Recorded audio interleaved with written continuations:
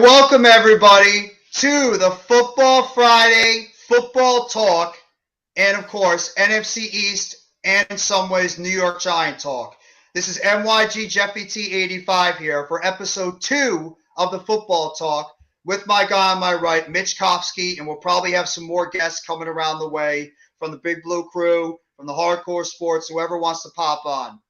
But I hope everybody, first off, congratulations to the United States as they ended up having a draw today in their soccer game today. So I have to give a shout out to the United States men's soccer team having a 0-0 draw against England, one of the top teams in Major League Soccer. So I have to give a shout out to the United States team being able to pull off a draw yesterday. Excellent job by the United States. So they are now got a point in that game. They didn't win, but at least they didn't lose the game. That's most important. So I have to give a shout out quickly to them.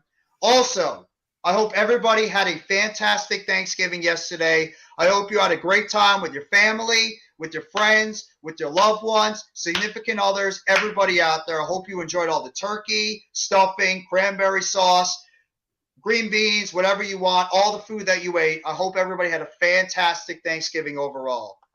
But I know why you're all here.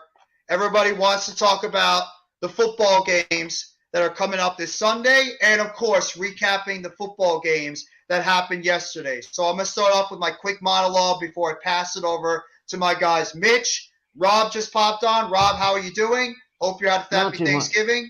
So I'm just going to go through my quick monologue real quickly. So first, just recapping the games yesterday. The early game, the Buffalo Bills, in a close one against the Detroit Lions, they were able to pull off a late game victory by a score of 28-25. Josh Allen wasn't wonderful. He had 24 for 42, 253 yards. He had 2 touchdowns, 1 interception. Jared Goff wasn't bad either, 23-37, 240, 2 touchdowns, 0 interceptions. But the reality of this game is Detroit was able to drive down the football field and be able to tie the game with a field goal. But then the key play of the game came on that last drive by Josh Allen, where he was able to pass the ball for 40-plus yards down the middle of the field on a beautiful pass to Stephon Diggs to get them into field goal range. A couple of plays later, Bills ended up kicking the game-winning field goal, and the Buffalo Bills have now won their game, and they are now second place in the division, or second place in the conference. They are first place once again in the division. They are 8-3 on the season, and the Detroit Lions, losing a tough game, fall to 4-7 on the season. Now I'm going to get to the Sunday night game or Thursday night game really quickly. This game was actually a lot closer than I thought it would be. I really was. Mac Jones actually had a really nice game yesterday against the Minnesota Vikings pass rush. Their offensive line did a really good job. For 39 was Mac Jones, almost 400 yards passing, 2 touchdowns, no interceptions, a 119.8 quarterback rating. They had an overall good game. I thought Ramondre Stevenson, Nelson Aguilar, Hunter Henry, Devontae Parker all played well yesterday, but they just came up short against Kirk Cousins, who just was under 1 yard short of 300 yards passing, 30 for 37, 299 yards, 3 touchdowns, 1 interception, 116.1 yard quarterback rating. Justin Jefferson was just Justin Jefferson all over the place. Hockenson, Thielen also had big games for them. Even Jalen Reagor caught a pass, and the Minnesota Vikings were able to pull off the victory, 33-26. They are still the second best team in the NFC right now, 9-2, a half game behind the Philadelphia Eagles, and the New England Patriots fall to 6-5, still above 500. And now we're going to get to the game that every single Giants fan out there wants to talk about, and that is unfortunately the Giants and the Cowboys, where the Giants actually got off to a very good start at the beginning of the season. Or the beginning of the game. They actually got off to a very good start in this game. They were up 13-7 in the first half. Couple of picks they got in the game. A good, nice pick on the outside by Rodarius Williams, and also a pick by Julian Love on the deflection down the middle by Darnay Holmes. We actually get a couple of turnovers in that game. Giants were playing pretty well, turnover free. But then unfortunately, Dallas was able to adjust. Saquon Barkley, who's clearly not 100% right now. It's evident as day Barkley is not 100%. They even had to reduce his workload in the second half of that game. Brightwell got a couple more opportunities. Darius Slayton continues his great play on the outside. He was good, 3 for 63 on the game. Daniel Jones, he wasn't great. He was okay. He was solid in the first half, not great in the second half. 21 for 35, 228 yards, a touchdown, and no interceptions. Dak Prescott, he was very good in the second half. 21 for 30, 261, 2 touchdowns, 2 interceptions, 91.1 quarterback rating. Elliott killed him on the ground. Pollard killed him on the ground. And the wide receivers absolutely destroyed the New York Giants on the outside. Let's just be real. CeeDee Lamb and Michael Gallup had an excellent job on the outside. Have to give credit where credit is due. The way that the Dallas Cowboys wide receivers and their tight ends played in that game. Both Dalton Schultz and Jake Ferguson had great games yesterday. And, of course, the key play to the game that every Giants fan is talking about right now is that 4th and 1 play when the Giants just gave up the touchdown earlier before. And the Giants ended up dropping that pass. I don't care whose fault it is. Daniel Jones could have thrown a better pass. Saquon Barkley could have caught it. Either way, they did not make the play. Darnay Holmes was very pedestrian in the second half. I know he's going against CeeDee Lamb. I know he's not a number 1 cornerback. But at the same time, Darnay Holmes was not good. Nick McLeod, he did the best he can. He was okay at best. Rodarius Williams got beat a couple of times. Dallas just has superior players on the outside. You just got to be real about it. They have superior playmakers on the outside and at running back. Andrew Thomas probably had his worst game of the season. He wasn't even that bad. In fact, I'll even go out on a limb and say the offensive line wasn't abysmal. It was okay. Tyree Phillips wasn't bad at right tackle. Glowinski was not good. Nick Gates was actually pretty good at center. Thomas was okay. And Anderson, please God, get us our left guard. But I made my video earlier. Giants fans, stop panicking. The season's not over. We're 7-4 right now. We have 10 days right now to get back into position against the Washington Commanders and try to right things, get some players back. So Giants fans, stop panicking. Stop panicking, okay? The season's not over. We have 10 days right now to get it together, and let's go into the second half of this game, and let's go. I'll get to the comments in a section, so don't think I'm ignoring you guys. But right now, Giants fans, don't go crazy. Don't start panicking. There's still plenty of time for us to right the ship. We just have to get our players back. Bellinger, Neal. We can get Moreau back. We can maybe get Bredesen back. We can get Lemieux back. We can get a bunch of players back. So don't panic. And Washington is going to be a key game. Shout out to The Miz. He was a guy that said this, and he's right. It was going to be a tough game for us to win on short notice as a banged-up team. But at the same time, we'll have to see what's going to happen, but it's going to be a pivotal game in Week 13 at home against the Washington Commanders. And if the Washington wins this weekend against Atlanta, they'll be right behind us. And that game on Sunday can become a key game next week. So that's just my little monologue I wanted to throw out there. And I'm going to let my guys Mitch and Rob throw out and talk about their game coming up with the Philadelphia Eagles. So, guys, take it away. I sent everybody the chat or the StreamYard in their chats on Twitter if you want to hop on and talk your talk. But Mitch, Rob, Mitch, I'll let you go first. Rob, you can follow him. You guys can talk about the games yesterday if you want. Talk about your Thanksgiving stuff. And if you want to preview your Eagles game coming on Sunday. Rob, Mitch, go ahead. All right. I appreciate that. Thank you for having me on, Jeff. It's always fun working with you and doing these kinds of shows. So it's great. Thank you for having me on. But I got to be honest here. Your game was boring. I almost fell asleep live on stream. I almost fell asleep. Rob can tell you, I was about to snore. Like, yeah. On Twitter, Miz. Like, you know what I've been seeing on Twitter a lot? Like, a lot of people are writing off Daniel Jones right now. Like, a lot of people. Like, a lot. I haven't seen it this much in God knows how long. And the one thing you lose to the Cowboys, and you guys write them off, Like, to me, it's my job to do that. I'm a Mm. divisional opponent. It's my job. So it's like, but he's done good all year, and then now it's just like, I don't understand that, but it is what it is. Rob, what you got to say about the games? I mean, it was boring though. I mean, the only other two games that were actually good were the Bills and the Lions and the Patriots and the Vikings. You know, I mean, it's just like, you know, and like Jeff said, the fact that the Giants were coming Hey, into Alex. Thanksgiving on the what? Four, I only Thank had you, like 4 Biz. days to prepare. Not even 4 or 5 days to prepare. Like that is What's up, Nova? in itself, like that's why a lot of times I hate the short weeks in the NFL. I should at least get some of these teams. It's just, you know, it is what it is. Like I said, Judo. it is what it is. You know, look, a loss, no matter how you look at it. Now, granted, yes, I mean, Darnell Holmes, oof, and you talk about getting cooked. He was getting cooked left and right. It's just like losing Thibodeau, man. Like, first of all, I don't know. Thibodeau, man, I've really had high hopes for this kid, but the dude just cannot catch a break with his damn injuries. Now, granted, yes, I mean, you know, in sports, yeah, injuries that happens, but someone like Thibodeau who has dealt with injuries in college, like the dude just cannot catch a break. But then again, though, man, Thanksgiving so far was actually pretty decent this year.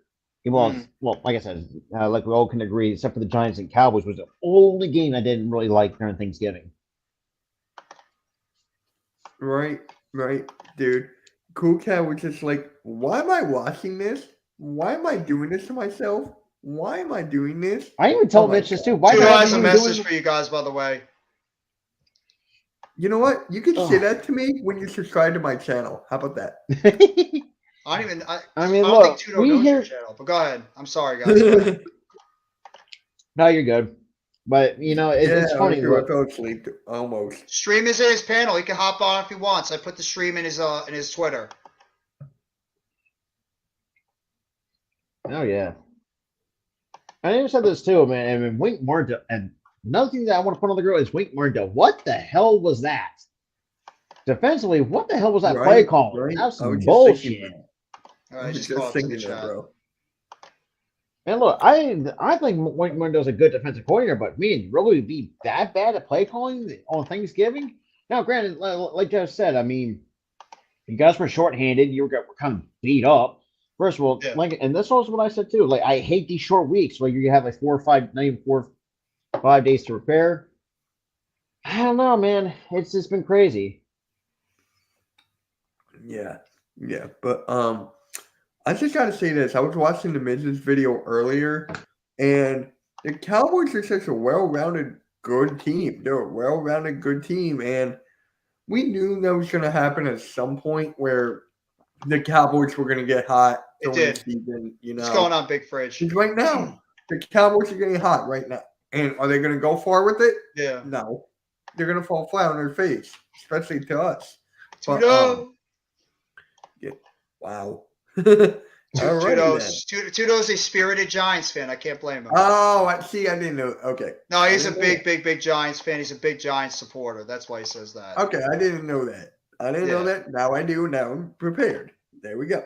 So it's like, bro. But CeeDee Lamb. Yo, Mac, if you have time, if you want to hop on with us, you can hop on too. I sent the link in the Twitter.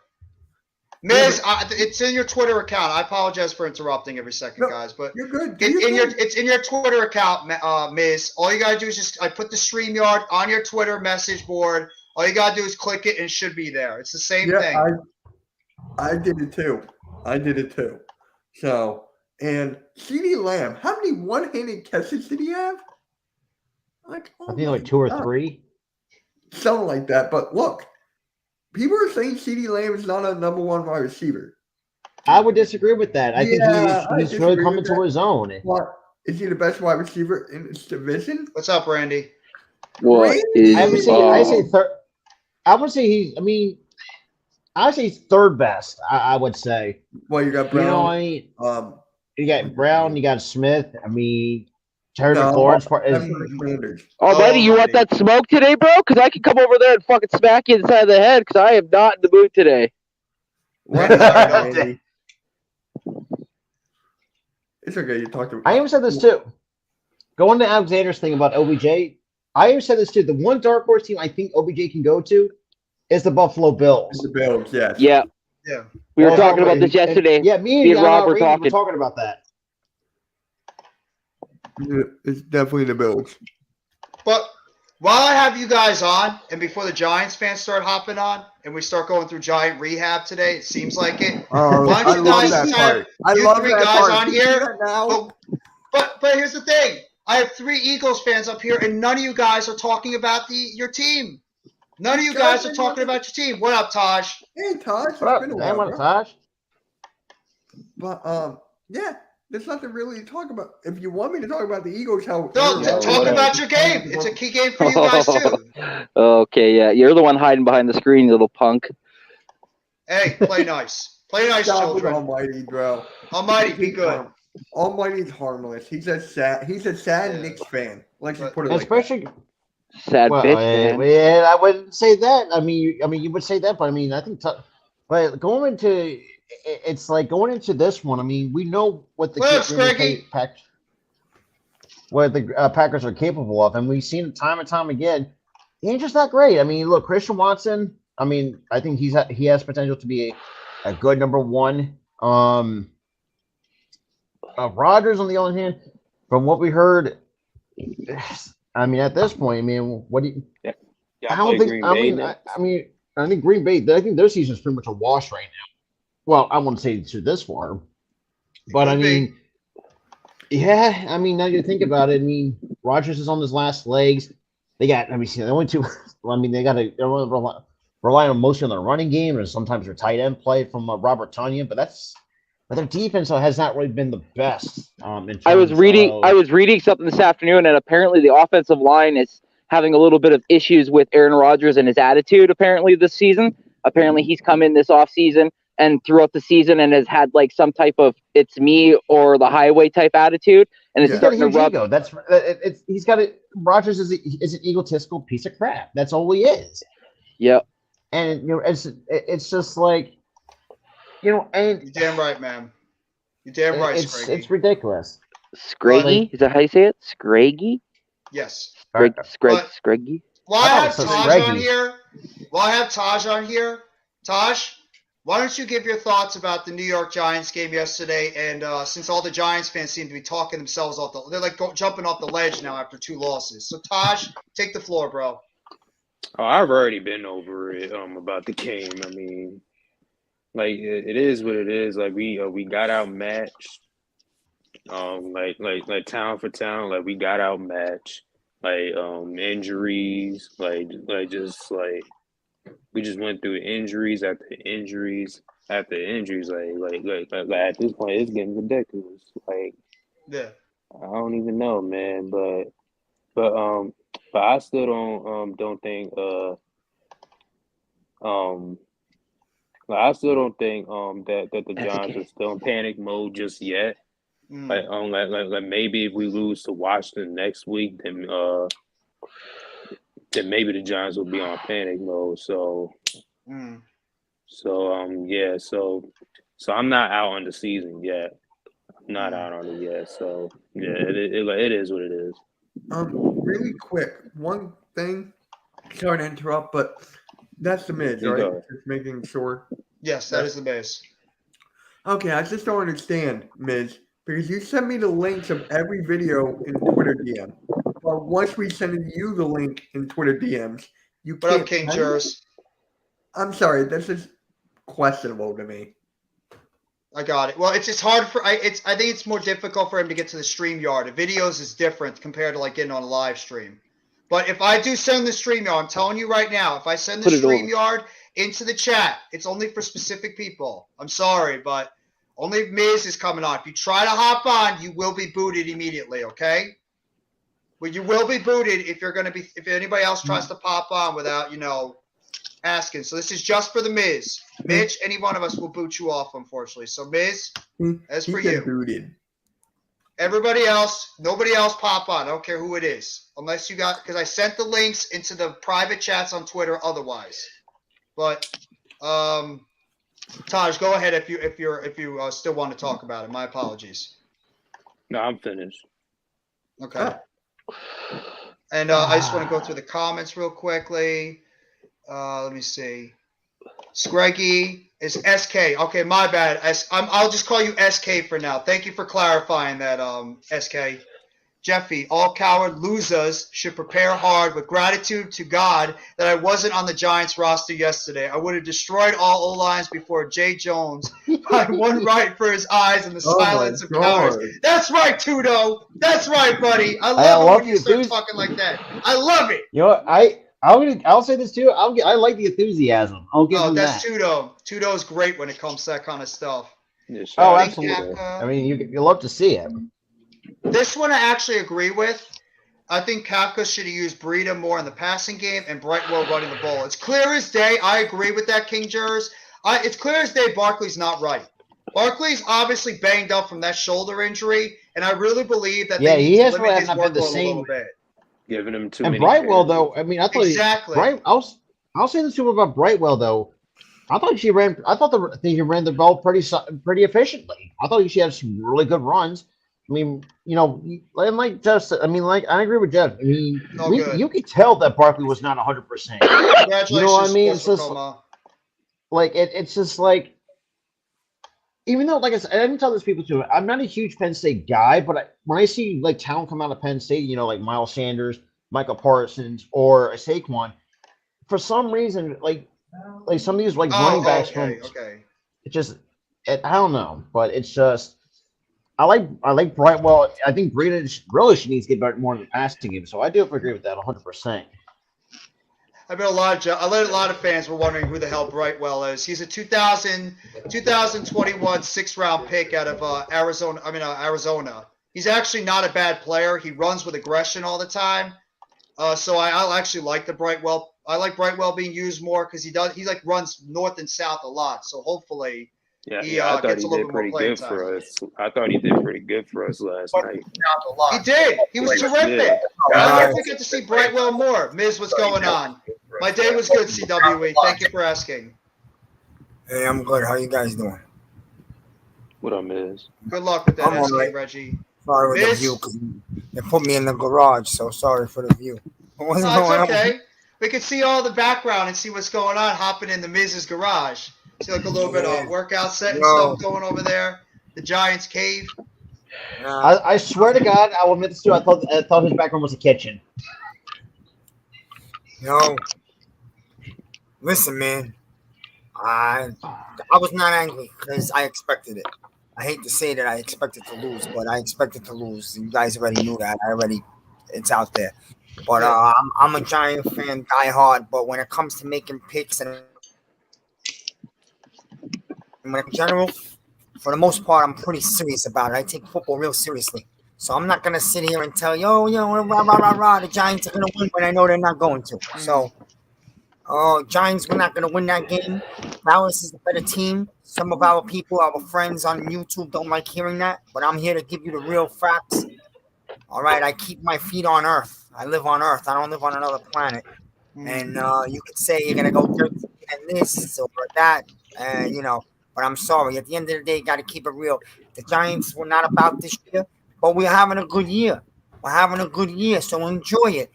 And at the same time, the season's not over like some people think. They're jumping off the bridges already. There's still 6 big games left. Some teams have 7. And the Giants next week, they have 10 days to prepare to beat Washington at home.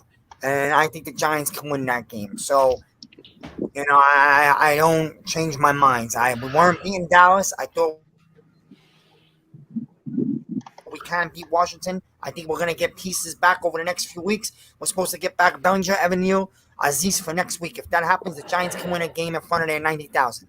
And if you win a game, you're 8-4, and this last 2 games will be forgotten about. But I don't know where people ever came up with this theory that the Giants were winning 12 or 13 games. So people got a little arrogant with that early season run. Listen, it's a long season. You go through up and downs.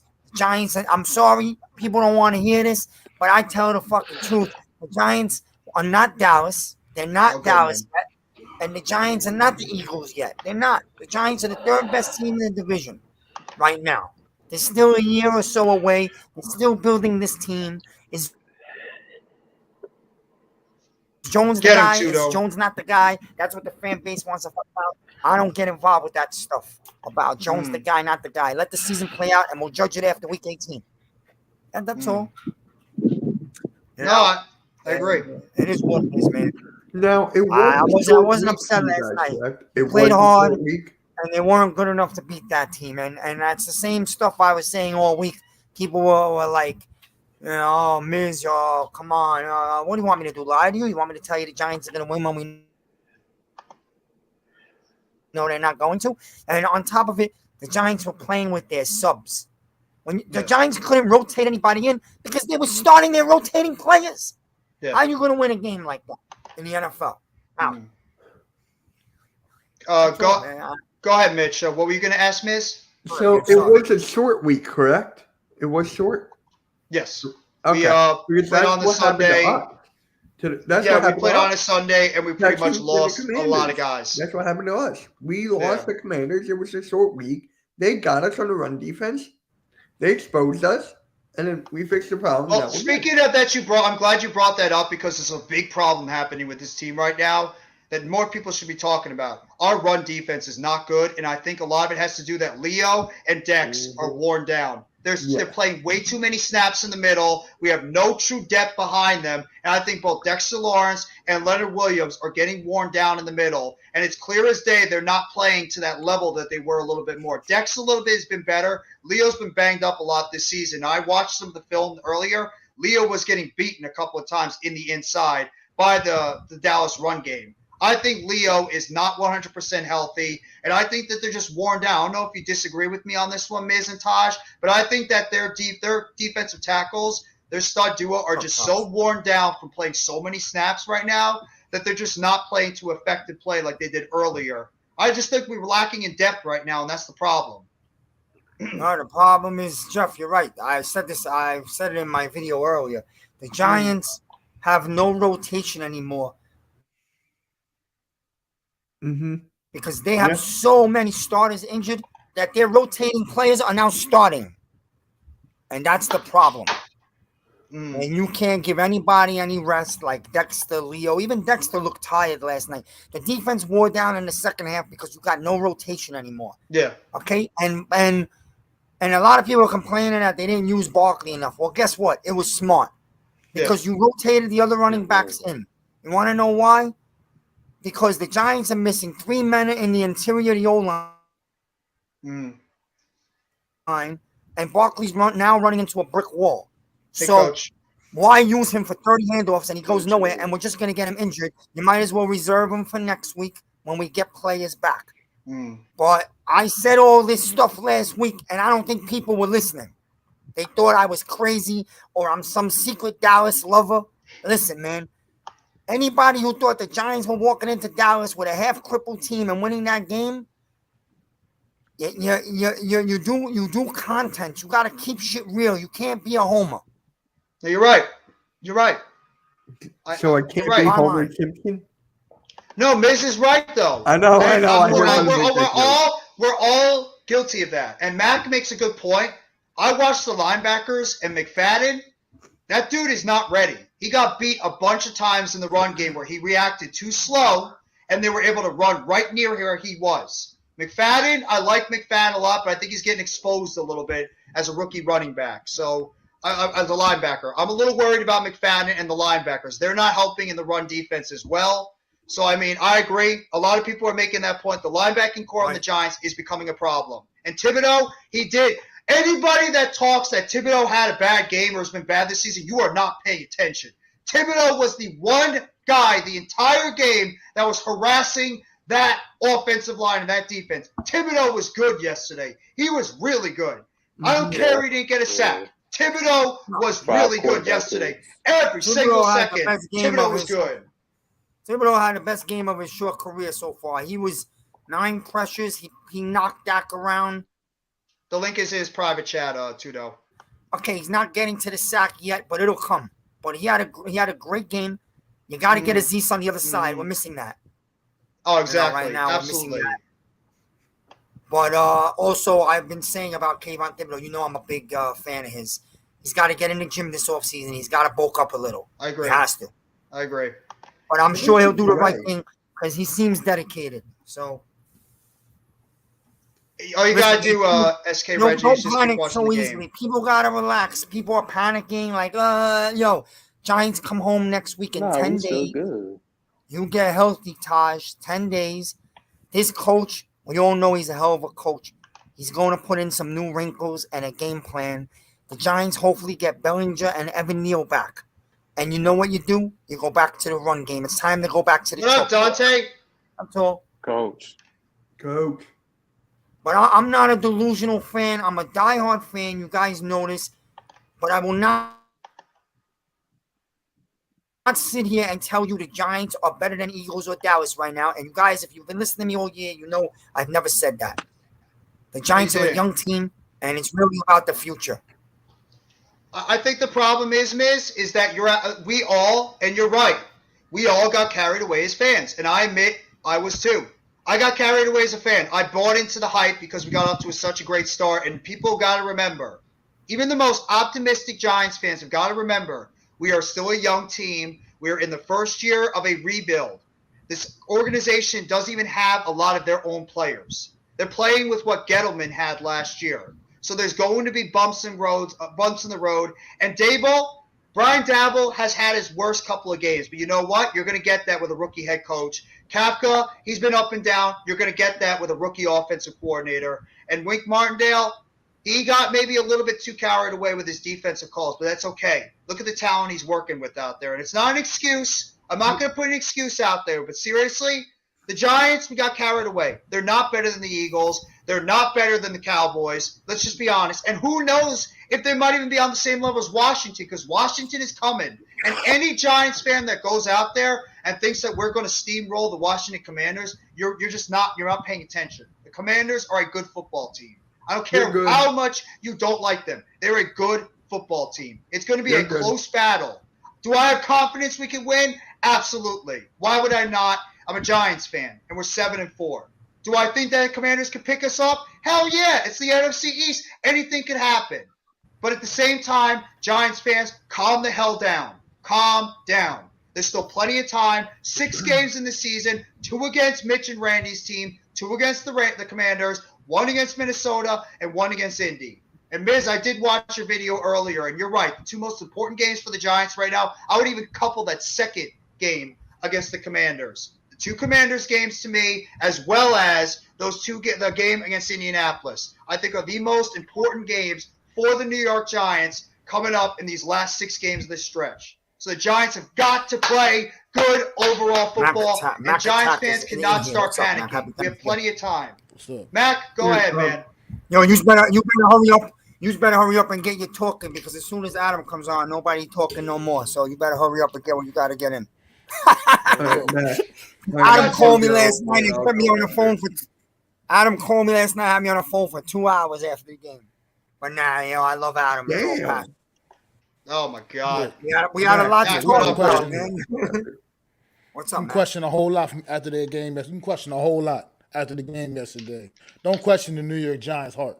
They went in there with a JV team, and still for the first half of that game went toe to toe with the Cowboys with a JV team. If we had a couple of our guys back from injury, that would have been a whole different game. Just imagine if we had our starting secondary back there. Cowboys wouldn't have been passing down the field all crazy the way they were. That wouldn't have been going down. Mm-hmm. It's a lot. I mean, it's a lot you can take away, but this team is a well-coached football team, and it's got a lot of heart, and they just didn't have the talent to get the job done yesterday. That's what it all boiled down to. That's it. Yeah, we went into this game without our 2 starting cornerbacks, without our starting safety, without starting tight end, without our number 2 wide receiver, without our starting right tackle, without our starting left guard. I feel like Nick Gates is upgraded to center personally, so I'm not going to count that one so much. But at the same time, with their backs against the wall like that and that adversity, I still appreciate what the New York Giants gave me yesterday, even in defeat. Because they didn't quit. They just didn't have the talent to keep up with the Cowboys. Rodarius Williams, he might just be a player. We might have just found something out. He might just be a player. and a decent piece back there because he held his own back there. Nobody's talking about it, but he held his own back there, just stepping in to start in place of Adoree Jackson and Fabian Moreau. Because they weren't picking on Rodarius Williams. They tried to, and they realized they weren't going to be successful with that, so they kept going over there to Cordell Flott and Darnay Holmes in the slot. Darnay Holmes, I don't know what that performance was. He got absolutely ripped the entire game. CeeDee Lamb just had his real quick about Darnay Holmes. Let's be fair about it because I spoke to Pat last night about it. He was also destroying Darnay Holmes. Darnay Holmes is a sub in and out rotational slot guy who covers the third receiver. He ain't supposed to be locked down on a CeeDee Lamb all game long. We both know that. I mean, that's facts, but at the same time, you got to do a better job than that. You can't just keep getting torched all game long. I mean, like I said, when is Rodarius Williams? He was holding his own out there. He was a 7th-round draft pick who didn't even play last season. Yeah. Didn't even play last season. I mean, yesterday was probably the most extensive action he's had his whole career. He held his own and got an interception. Mm-hmm. I mean, he was making plays out there. He was knocking down balls. I'll name you a guy you don't want to see out there anymore. He's not ready to play right now. It's Flott. He ain't ready to. Oh, yeah, he's absolutely terrible. No, that one touchdown, the touchdown Zeke scored, I mean, Cordell Flott, he ran right through your arms, basically. Yeah. And I get it. I'm not expecting you necessarily make the tackle on your own, but at least slow him up, hold him up a little bit for somebody else to come in and convert. That was just terrible, too. He just ran right through him. Yeah, I agree. Cordell Flott's not ready either. But he's a young guy. He's only a rookie as well, so I don't like to beat up on rookies too much like that because he was in a situation he shouldn't have been in anyway. And he just wasn't able to get the job done. Michael Gallup was taking him to school. He was. Jeffy, please don't listen to all the haters. Giants in the right direction, and they working hard. I'm in the game, and you know better. I'm damn proud of this entire team, and they're working their asses. It's all good. You're damn right, Tudo. Damn right. You're absolutely right. Absolutely right. They're working their asses off. And we can say what we want about Daniel Jones. Daniel Jones' performance yesterday was average at best. I can't give it anything better than average at best, dealing with the circumstances he was dealing with. Has no receivers to throw the ball to. Has no, offensive line wasn't blocking for shit. I mean, our best offensive lineman had a horrible day. Congrats. I got to say, Andrew Thomas had his first horrible day of the season. Micah Parsons was absolutely abusing Andrew Thomas over there all game long. And I'm not mad at Andrew Thomas. It's literally his only bad game he's had so far this season. But it's just unfortunate. The offensive line, Daniel Jones had pressure in his face the entire game. Every time he dropped back, he had pressure in his face, basically. So, we can say what we want. He did what he could do. It wasn't great. What things he could have done better? Sure. Got to make that throw, Mac. Jones. He does. Speaking of that, Taj actually just since I have you guys on here, Mitch, you can comment too. But what do you guys think about the fourth down play? You got to make that throw. You got to get that throw out to Barkley where he can make a play. I absolutely agree. I totally agree with that. But at the same time, he's still having pressure in his face while trying to make these throws. So it's like. It's just a double-edged sword there, man. At the same time, you do got to still figure out a way to make that play, get that ball thrown out there where Barkley can catch it and make a play because it was wide open and he had room to do some damage. So it just that didn't work out.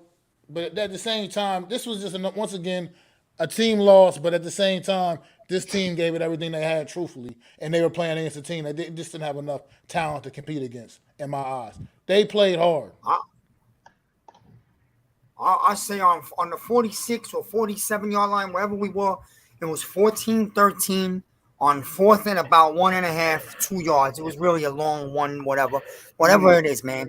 They chose to go for it. Number one, right there and then I turned to my friend next to me and said, listen, this is a bad choice. I feel like this is a bad decision by Dabo. He doesn't usually make bad decisions. But with the hampered secondary and defense we have on this night, punt the ball, put Dallas inside their 15, play the game. It's a 1-point game. Because if Damn right, Tudo. Damn right. Don't get this one, Dallas gets the ball on our half of the field, and this game is over. And that's exactly what happened. Now, that being said, even though Daniel Jones was about to get pounded, you got to lob that ball. You don't need to throw a line drive. You got to put a little air on that ball. Make sure it gets to Barkley's hands. He catches it. It's a first down. But if you looked at that side of the field, he not only would have caught it, but he might have gone the entire distance. There was no one on that half of the field. No, he right. If he threw a good ball, it likely would have been a touchdown. It likely would have been a touchdown. But at the same time, like Taj also said, the pass wasn't great, but it was still catchable for the could still caught it for at least the 1 yard and get the first down and kept the chains moving at the same time. So that's what I mean. It's just it's a double. It's not a bad play call either. It was a well executed play call. They had the defense fooled. Daniel Jones, he did it 3 times, guys. I don't know if you saw it. Daniel Jones did it 3 times on that pass to the outside. Yes, there's pressure there, but good quarterbacks make that throw. And Daniel Jones 3 times missed his receiver on that last one. Luckily, Richie James was able to make that catch, but he missed that guy wide open in the flat. Well, Dak, when he had pressure in his face, he was able to make that throw to the outside. So Daniel Jones, to me, it's 50-50. Both guys missed the play. Go ahead, guys. That's how I feel about it, Jeff. Guys, rest of the guys, how you guys feel about the touchdown that got called off the board early in the game? What you call it, the touchdown? That was a terrible call. Tyree Phillips is not. Would they have called that on the Cowboys? Would they have called that on the Cowboys if their offensive lineman was like maybe 1 yard over the line of scrimmage a little bit? They don't call that. That's not downfield. It was half a foot. That's not downfield. Yeah. That's not a lineman downfield. Oh, I said that today in my video, man. Now, there's a 14-point swing in this game. They took away a touchdown from the Giants that they wouldn't have taken away from any other team in the league unless it was the Jaguars. Okay, number 1. And number 2, they called the most phantom hold call on Darnay Holmes. That was a bullshit Continue to drive on 3rd or 4th down for Dallas. They went on to score 7. So that's a 14-point swing by the refs. And let's not even bring up how many times Kayvon Thibbs was chokehold and there was no flag. Oh, yeah. They could have threw a flag damn near every pass rushing down in the New York Giants anyway. with Kayvon Thibodeau. He was getting held the entire game. He would have had a game like DeMarcus Lawrence had against us week 3. That's the kind of game Thibodeau would have had he not been getting held the entire fucking game. Right. So, wait, you guys are going to like this. You Giants fans are going to like this. Giants and Cowboys break record. Thanksgiving game was the most watched NFL regular season game in history. I don't give a shit. We lost. I don't care. We lost. I don't care what records we play. Honestly, Mitch, I'm not even trying to be a dick. I don't care what records we break. I don't care what kind of – it's fine because the Giants and Cowboys are nationally televised teams. They're one of the most popular teams in the NFL. But honestly, it bothers me because we lost. And I know Dallas – I was like the Miz. And Mac, I know when you were saying on the NFC East roundup a couple of days ago, where you're trying to be optimistic, and I completely understand. But I thought this was a tough game for us. But at the same time, I hate losing to this goddamn football team. I hate losing to the Cowboys. It burns my skin inside when we lose to the freaking Cowboys, like we lose to the Eagles. It's the same thing. I'm sure it's the same way you guys feel when you lose to us. It's just how it feels. I can't stand the Cowboys, and I can't stand the Eagles. I didn't expect to go in there and win the game yesterday. I didn't expect. No, I know. I was, but I wanted to see what I saw, and I wanted to know that this team still had heart to go out there and compete under any circumstances, and they showed me that at least.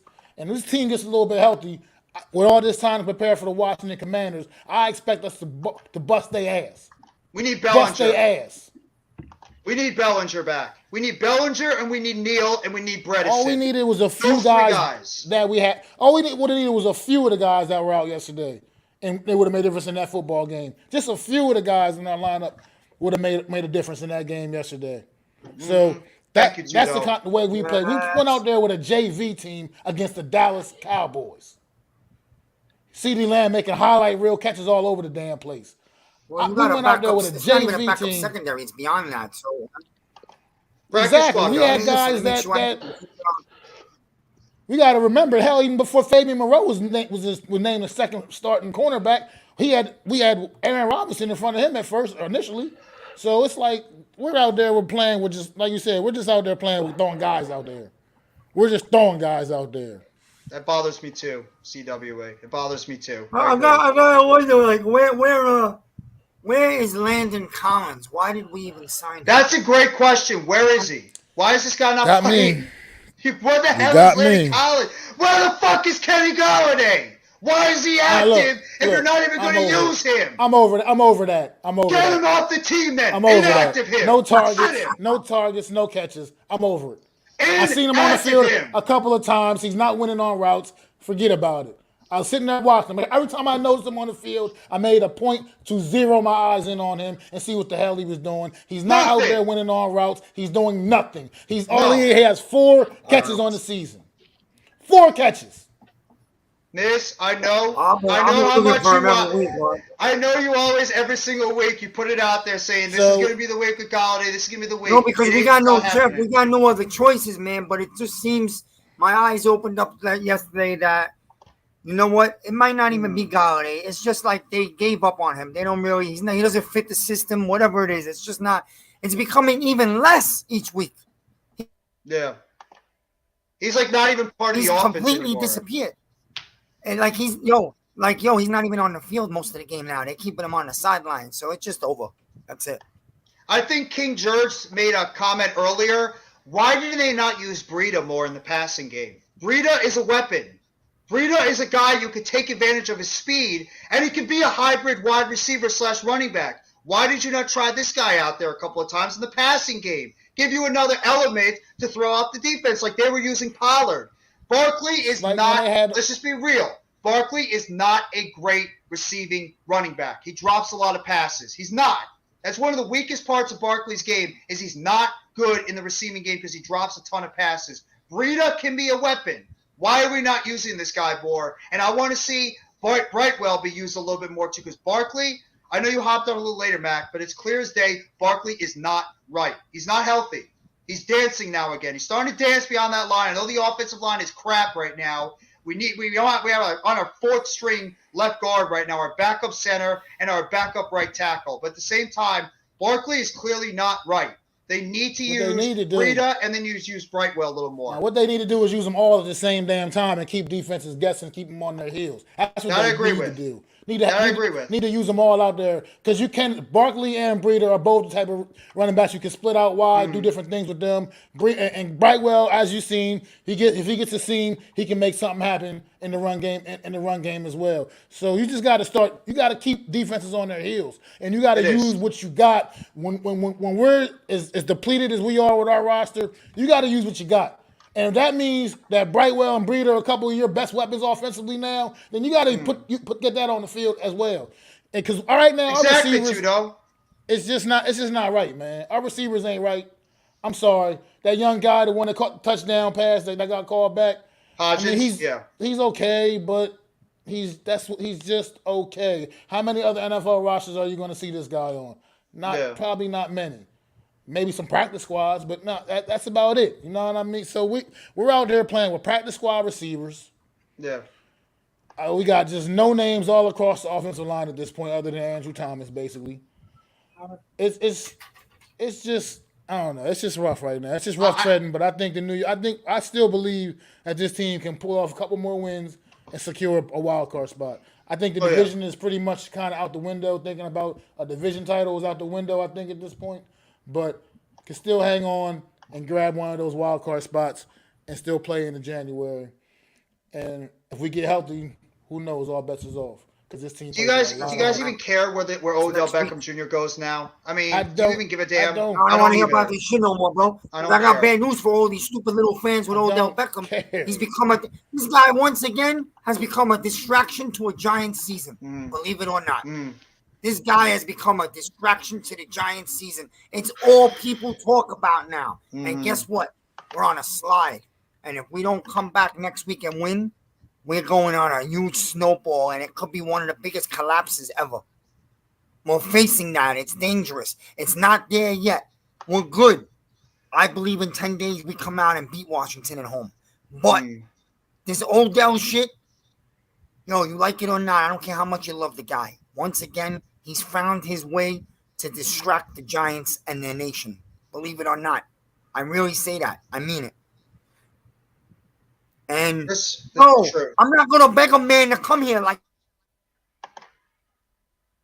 Pat said, he's right. Pat was right about that. I'm not, as the New York Football Giants, we are not gonna beg a man to come here that we got rid of. You want to come here? When you come visit us, whatever it is, tomorrow or Monday, whatever, I don't know. When you come visit us, if you want to be a Giant, whatever Joe Shane tells you, even if it's a bottom dollar for a couple weeks, you sign that paper and don't leave the building. If you leave the building, bye-bye. The offer's off the table. And that's how you do business. I agree. I think he's just playing us at this point. Dallas, I think he wants to be. I'm gonna be real. I think he wants to be a Cowboy. I think he's just toying with us the whole time. The only thing the New York Giants need to worry about are the Washington Commanders. That's all the New York Giants need to worry about right now. Are the Washington Commanders. You worry about the guys that are here in the building and get those guys ready for the Washington Commanders. Nothing else matters. Odell Beckham is not a New York Giant right now, and that's all it is. We don't need to be worrying about that. We don't need to be talking about that. Enough with it, please. I've had enough. Jeffy, please tell all diehard Giants fans, be patient because next year this Giants team will be a Super Bowl contender with an authority. We should be. We're going to be a better team next year when Joe Shane and Brandon Brown can get their own players. But Mitch, since you've been quiet and since we've all been ranting and raving and pissed off about our team, not in a bad way, but just still. Mitch, I want you to talk about your Eagles. Talk about your Eagles and your confidence level going into your game this Sunday because it's a big one for you, too. Yeah, but before that, I just want to say the Giants are on the same path as the Eagles. I mean, we were in your place last year. I mean, it's basically you're following our footsteps in this rebuild. So it's not over. I'm tired of Twitter. Like, honestly, I hate Twitter when it comes to, like, sports takes and shit. Like, I can't stand it. Don't believe everything you read on Twitter because they don't know anything. They really don't. No. So, when it comes to the Eagles, the one thing is Jonathan Gannon's got to stop respecting these quarterbacks. Like Aaron Rodgers, he has a broken thumb. Okay, rush him, blitz. Ndamukong Suh hates him. He wants to sack him to the ground. We need more than 3 sacks like we did on Heineke. I even forget who we played last week. Oh, yeah, the Colts. Like, a couple sacks of Matt Ryan. We need more than that. Jonathan Gannon needs to get his shit right. And if we do that on the defense side of the ball and stop the run, I'll feel good. And Jalen Hurts he had a bad game last time. He had a bad game. I'll admit it. He had a bad game. He needs to play better, but he's still an MVP conversation. That's hard for me to say about the MVP conversation. What did you guys think about the other 2 games this past week? Yesterday with the Bills and the Lions, as well as the Thursday night game with the Patriots and the Vikings. Mitch, you go first, then Miz, and then Mac. The Bills and the Lions. The Lions played hard. Like the Lions are competed. No one can say it's just the Lions anymore. No one can say that. They almost took it out the Bills. You got to give credit to these Lions teams, guys. You got to give credit to this team. They bought it. Absolutely. They did not win, but hell, they competed. It was a hell of a game. In the last game, it was good. I don't know about that catch at the end. I'm still thinking if it was a catch or not, but it is what it is. Was it a catch, though? I think it was a catch. It was? I think it was a catch. Okay. What about you, Miz? What did you think about the other 2 games on Thursday? I mean, in my pick segment, I hit all 3 games yesterday. And I told people Buffalo would win, but Detroit would cover. And Detroit's playing good football. We already know that. They're playing real good football. They were right there at the end. The Bills have injuries now. But you know what? I give respect to the Bills. A lot of people are looking down on the Bills because they're not playing on the level that we all thought. But here's the thing. They are. Because the Bills lost a lot of plays. Now they lost Von Miller for a few weeks. They were without Russo. They were without Espinoza. They were out with White, their star corner. And Edwards, too. They're missing a lot of players. They had to fly back and forth to Detroit 4 times this week because of that blizzard in Buffalo. They got to go home They got to maneuver around the 6 feet of snow, help their families. They did some work in the community. They fly back to Detroit to play a game on Thanksgiving. By the way, they don't have those 2 games 7 days apart. They got those games 5 days apart. So the fact that the Bills sneak out of Detroit with 2 wins in 5 days, it doesn't matter how they did it. That's a big 2-0 in 5 days. The Bills will survive the injuries for a couple weeks. Maybe they'll lose 2 games. Maybe they'll win 2 or 3. They'll get healthy the last 2 or 3 weeks of the season, and you're going to have a big-time Bills team in the playoffs. I believe that. The Vikings, you already know how I feel about the Vikings. I picked them to go to Super Bowl in August. I'm still on their wagon. I got laughed at, but don't worry. I'll keep that receipt in my pocket, as Salah says. You know what I'm saying? The Vikings, you can laugh at the Vikings all you want. The Vikings are a team to be reckoned with. And when their defense has down games, their offense comes up with 30-plus points. So the Vikings are going to be somewhere near the end. And that's it. The Patriots, I got to say, are playing better than I thought they would this year. They're probably going to fall short because I don't think 4 teams are coming out of the AFC East. But the Patriots are playing good football. And, the Patriots got a big game just like we do next week. The Patriots are home, and they're hosting Buffalo. And I believe the Patriots' season's on the line at home next week, just like ours. We're both playing games that are very alike next week. I agree. Mac, what about you? What did you think about the other 2 games on Thursday? I think they just summed up what this whole entire 2022 season been, man. You just never know. I mean, yeah, the Bills did get out of there with a W, but I'm sure most people have expected this game to be a lot more lopsided than what it ended up being. I mean, Detroit had a real chance there late in the game. So, I mean, it just sums up what this season's been all about, and that's why it's been one of probably the most exciting seasons in some time. Honestly, this season has been. This has been a lot of ups and downs. I mean, the Minnesota Patriots game, the same thing. Minnesota with that explosive offense and that solid defense that they got, man. Nobody really thought that game was probably going to be that competitive, but the Patriots came out there and went toe to toe with them, man. And they also had a shot late in that game, so. It was a good day of football for me. I mean, I thought it was some good games. Probably one of the best Thanksgiving Day slates in some time now, actually. So. Oh, absolutely. Absolutely. I tell you what's up, Coach. Just to add to it, not really football, but just real. The coach's title just made me laugh. I'm sorry. The United States done me proud today. And it's yes. The United States done us proud today. They stood up to the top 2 or 3 country in the world, and they gave them everything they could chew on and plus some. And to pull out a draw was big. And a lot of people look at that draw like the United States kind of beat England. You know what? The United States has a very young, talented team. I know people are not that big into soccer. But, again, the United States did this country proud today on a world level. So. Oh, no, I agree with you absolutely, Miz. I think the United States – England was a heavy favorite against us, and you got to give credit to the United States being able to play some tough, gritty soccer out there and being able to get a tie at least in this game. So congratulations to them. But, Coach, welcome so much. There, considering they didn't even qualify for the World Cup, the last World Cup. So it's a good way to come out there fighting in this one. Absolutely, Mac. So, Coach, does this mean you're going to throw your hands in the air if you're a true player? He just gets the circle comes up then. What's going on, Coach? He's working on the ingredients for next week's W. That's right. He's already in the lab getting everything put together, getting those New York Giants ready for the dub coming up next week. But I want to say this too. I thought Josh Allen had one of the best throws of this entire weekend, that beautiful 40-yard strike in the middle of the field in that last drive when it looked like they had no shot to get down to the field goal range. That was a phenomenal throw by Josh Allen to hit Diggs where nobody else can get that football. That was the best throw of the entire weekend when he did that. I had to double take.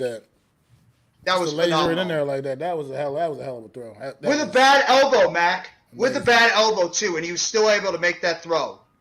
That just shows the tremendous talent that Josh Allen is at the quarterback position. So, absolutely. But do you think, I mean, I know you don't want to change the way a guy plays, but do you think they need to calm down on him running the ball as much as he's running the football with being all banged up the way he is? A little bit. I think they should try to reduce his snaps a little bit on his runs. Maybe try to, they need to get that running game involved a lot more. Why don't you try using Dalvin's younger brother? Yesterday. He was. Singletary was actually solid yesterday.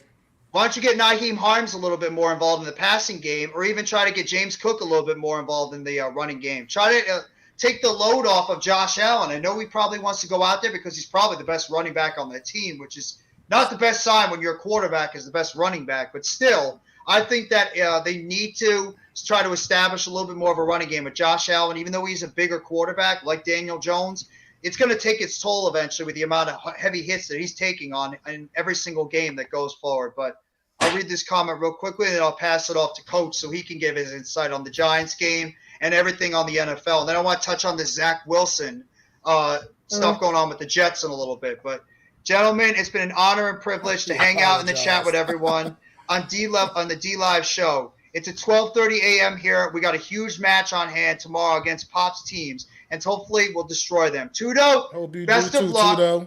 Kick some serious ass tomorrow. Good luck to you tomorrow, and thank you as always for the amount of great support that you show us every single time in the chat. Thank you so much. Appreciate all the love, Tudo.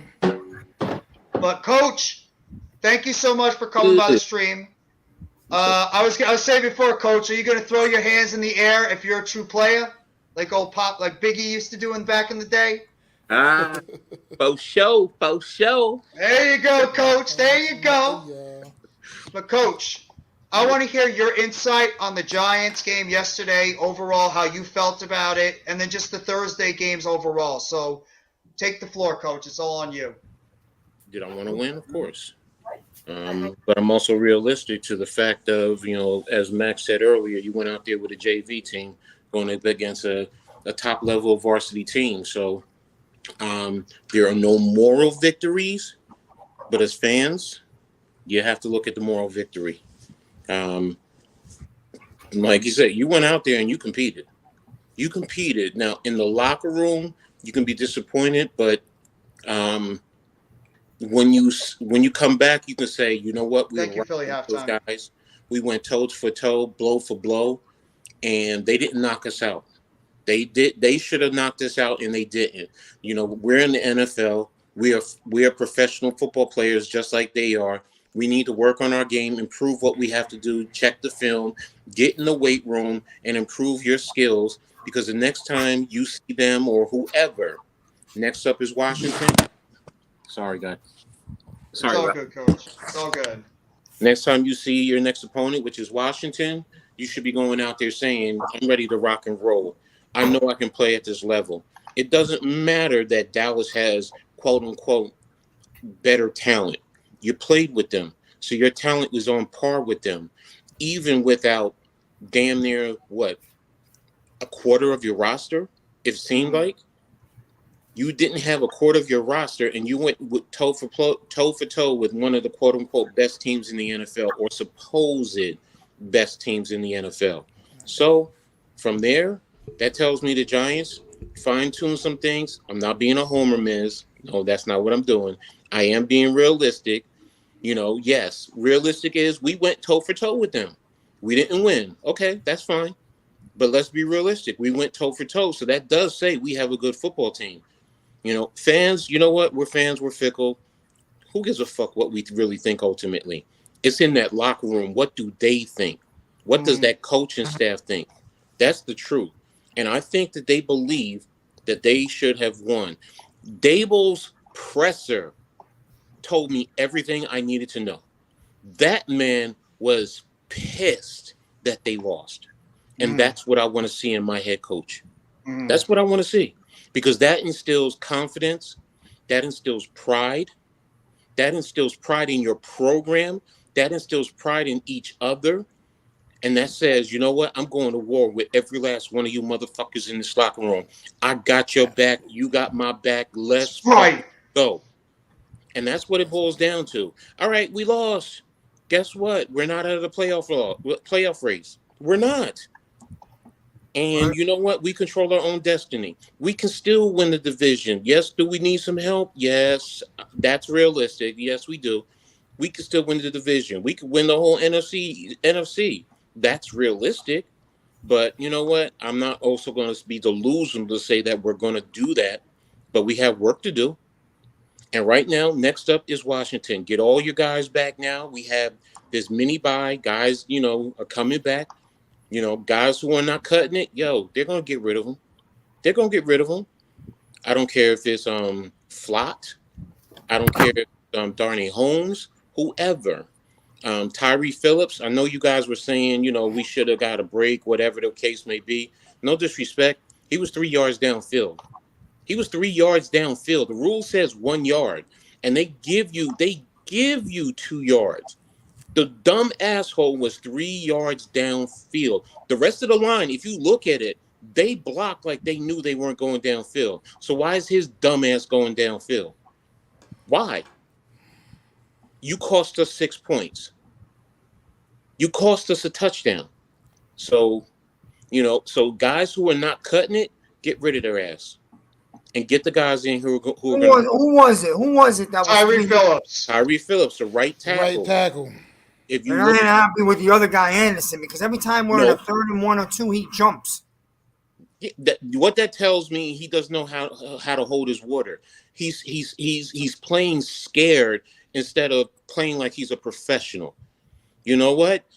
We all know guys jump. It's in the NFL, but if you're consistently jumping, then as a coach, you know what that tells me? You're not confident in your abilities and you're playing scared. And I don't want guys playing scared for me.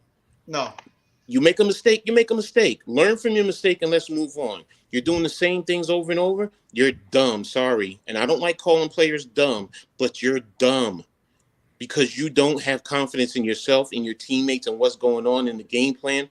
And you're worrying about more making a mistake or getting beat as opposed to being confident in your abilities as a professional football player. So, but overall, let me ask you a question. Sure. Anderson's in there for Bredesen? He's in there for Bredesen, Uzudu, Shane Lemieux. So you're scraping the bottom barrel in that regard. Yes, you had no choice. So real quick too, while we just brought his name up, I'm sorry, but Shane Lemieux, this guy, it seemed like he just gets injured. I'll try to help you out, Brandy. He steps on the field, he's just automatically getting injured. I feel like every time. Yeah, he comes back and plays one game, and he's back on the injury report. It's the same toe. The toe's hurt again. The toe. I'm gonna say this, and I know I probably get killed, or I'm saying something that's offensive in a sense. But he's like a woman who you always banging, and she always gets pregnant. You start to get to a point where, you know what, I don't want to bang her no more because I don't want to have no more damn kids. You put him on the field, he's always getting hurt. So every time. Every time it seems like. What is he on the roster? He hasn't shown us. You got rid of Kadarius Toney. Why? Realistically, because the fool gets hurt. So guess what? Bye-bye. You've already shown that you'll get rid of guys who can't cut it or who can't stay on the field. Get rid of them. I'd rather get rid of him, eat whatever dead cap money if we have any, and move on. Let him be somebody else's heartache and headache, not ours. Yeah. And honestly, I'm saying this right now. I want Nick Gates as my center for the rest of the season. Yes. Gates was Gates might have been the best offensive lineman last night for the Giants. He might have been the best. Wait, so it's not hard for us to say. He was one of the best. Yes. Feliciano, right? Can he play guard? Can we move him over to guard? Yeah. That's his natural position. That's where he maybe it's time. I think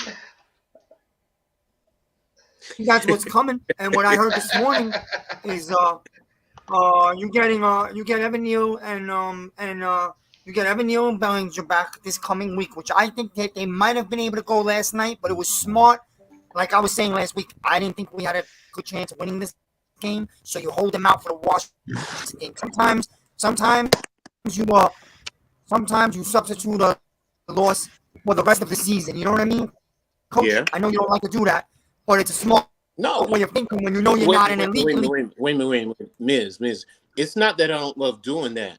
It's you have to balance out how detrimental will it be to the overall aspect of the team. Can you get by without this person, or can you go ahead and do what you got to do for the future? I get it. It's just trying to get the balance. I mean, if playing somebody, that's why I say Ozuna, play Ozuna. You know, he's to play right now to to develop to be there for the future. So. And Glowinski sucks. Glowinski, he is getting beat so much at the guard position. He got beat every single freaking time Glowinski was getting beat on the inside. I thought Phillips and Anderson might have actually played better than Glowinski did. I think Glowinski was the worst one out of those 5 yesterday. He got beat so much on the inside. He was horrendous. And Thomas, nobody better start criticizing freaking Thomas. Thomas, while he wasn't feeling well, he had his worst game of the season, and he was going against Micah fucking Parsons. So I don't want to hear anybody criticizing Andrew Thomas. Anybody who's criticizing him doesn't know football. I'm sorry. Exactly. What happened the first time when he went up against Micah Parsons? All I heard was Micah Parsons was not feeling good. That's why Andrew Thomas beat him. Right now, they're 1-1 in matchups. Okay. Yeah. That's it. That's it. Anybody who's criticizing him, y'all don't know football. Sorry. I'm just looking ahead. I'm sorry. What were you saying, Miss? Like I was talking like I was real mad last night. I was telling him, forget it. It's gone. Don't worry about that loss last night. People acting like the season ended. The Giants are still 7-4. You got this still in your hands. The game that and I've been trying to say this last week, and people were criticizing me because I kind of saw and sensed the future, Coach. You know I did. The game we'll focus on, and we're going to get players back here, and maybe we're going to get the right pieces back to go back to the running game. Is the Washington game at home? That's going to be the biggest. And that's the whole point. I mean, you look at what you had. Like Max said, we had a JV team, and we went out there and we competed. We didn't have all our pieces, and you know, I understand we scored late in the game, whatever. But still, realistically, we competed throughout that whole game, the whole game. So to go in there and compete with the talent that you had, Dallas has this all-star, super all-star, all-world team and all this and that, and you didn't blow us out as the almighty Stephen A. Smith said earlier in the day. What was it? 40-something to 20-something. You didn't blow us out. This is the NFL. You know what? People win by 1 point. You win by 30 points. A win is a win. A loss is a loss. But when you really break it down and you look at it, to have the talent we had and to lose the way we did, yeah, you know what? There's no moral victories, but this is a moral victory. This is a confidence booster. That's what it really is.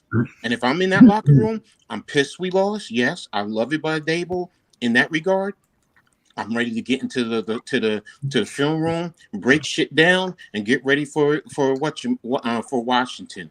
And I hope what's his name is coming back now, because I don't want to hear shit. I hope I'm sorry. Chase Young, he'll be playing this Sunday. Yes, I hope he's there, because I don't want to hear somebody, oh, well, you know, you couldn't beat him without Chase. No, I want him there. I want your whole entire defense there. Yeah. Because you know what we're going to do? We're going to run the rock. Do we need to be a lot more creative in the run game? Yes. Do we need to use Lester Barkley and put Breida and Brightwell in there? Yes. It seemed like they were effective when they were in there running and Saquon wasn't in there. Yes. Well, Coach, you got to get the interior. You got to get your real blockers back. A few of them are coming back next week. I think that's part of it. But didn't we run without our top blockers in there yesterday on the interior without Barkley? That's what I'm getting at. The Barkley's injured or he's losing confidence in going up the middle again.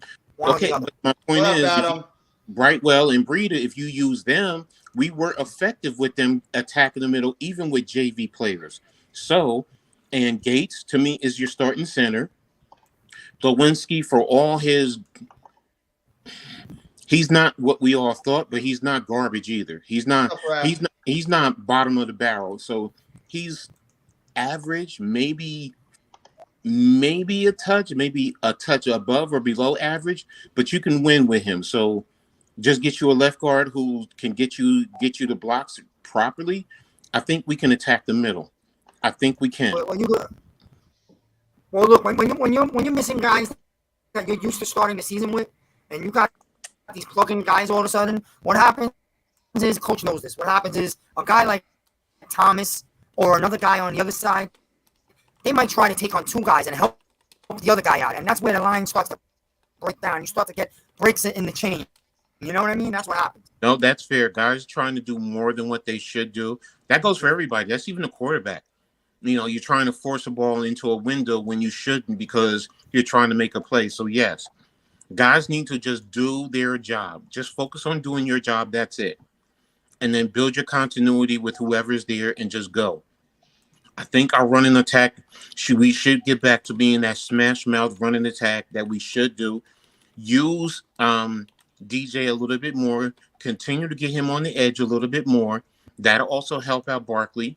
You know, and he has to execute. He has to hit those passes, and Barkley has to catch those passes, man. You know, what happened on that fourth one, I think Daniel was rushing the pass. Saquon was trying to make a play before he secured the ball. And if you just settle down, get the ball in your hands, turn the field, the play was there. And what's even worse, we had that play with 10 guys. 10 guys. So what that told me is Dallas knew that they had an extra man. So if you have an extra man on the field, that's one more man that they have to play for, no matter who it is.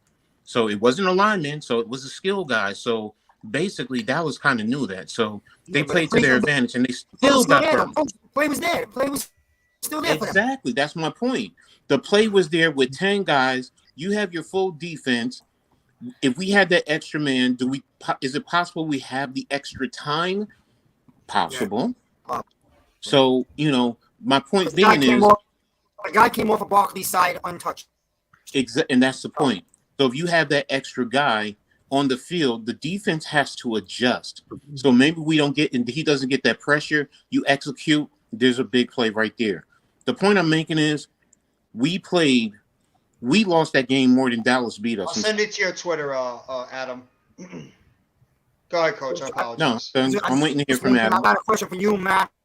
The guys, 4th and 1, we're lining up in midfield, just short of midfield. 4th and 1, I'm telling my guy, I really think we should punt here because we're behind the 8 ball on defense. We don't got the manpower. And I told him, if we don't get this first, we lost this game. I knew it right there. That was the turning point of the game right there. I would have punted the ball down to the 15, 14, 13. Let's play the game out. That's what I would have done. I'm not telling you this after it happened. I'm not looking back and being a Monday quarterback. I'm telling you before the play, I wanted to punt. No. Because you just didn't have the roster Sunday. You know what I mean? I mean, no, that play was huge. I get you. And to be honest with you, when he was going for it, I said, no. And when I saw Barkley open, I said, okay. And then when I found that you only did it with 10 guys. Now, on the flip side, that's Dable. Remember, Dable, in the first game of the year, what did he do? He went for 2. So he said he's a risk taker. Is it right? Are there right times and wrong times to take those risks? Yes. Did he think, well, we had the opportunity, we were still in the game? Yes. Things could happen, yes. But I understand where you're coming from. You know, punt the ball and play defense.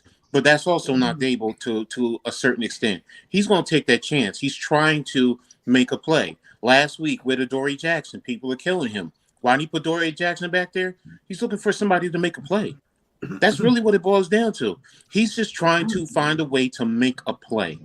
And that's all. And if you look at it, then you start to realize that's just who he is. You're not going to get frustrated because you're going to say that's who he is. And I've already said that. That's who Dable is. It's just like Ron Rivera. What do they call him? Riverboat Ron. When he goes for things, nobody kills him because they know that's who he is. No, I like Dabo a lot. What's up, Adam? What's up, guys? How are you? How are you, Adam? Go ahead, Mac.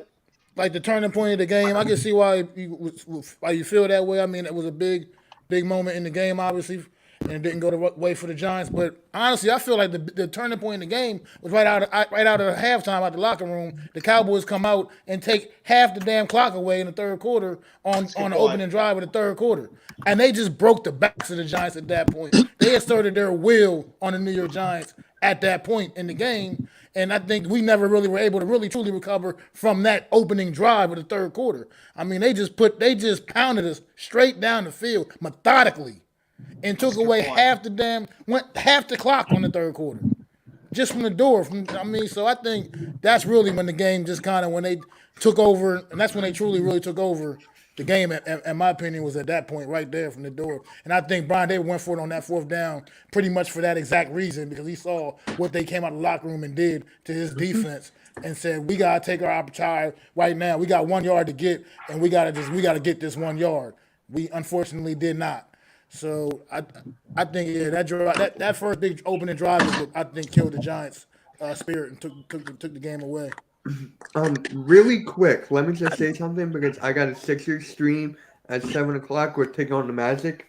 But Jeff, I just went on your channel. Congrats, you hit 700.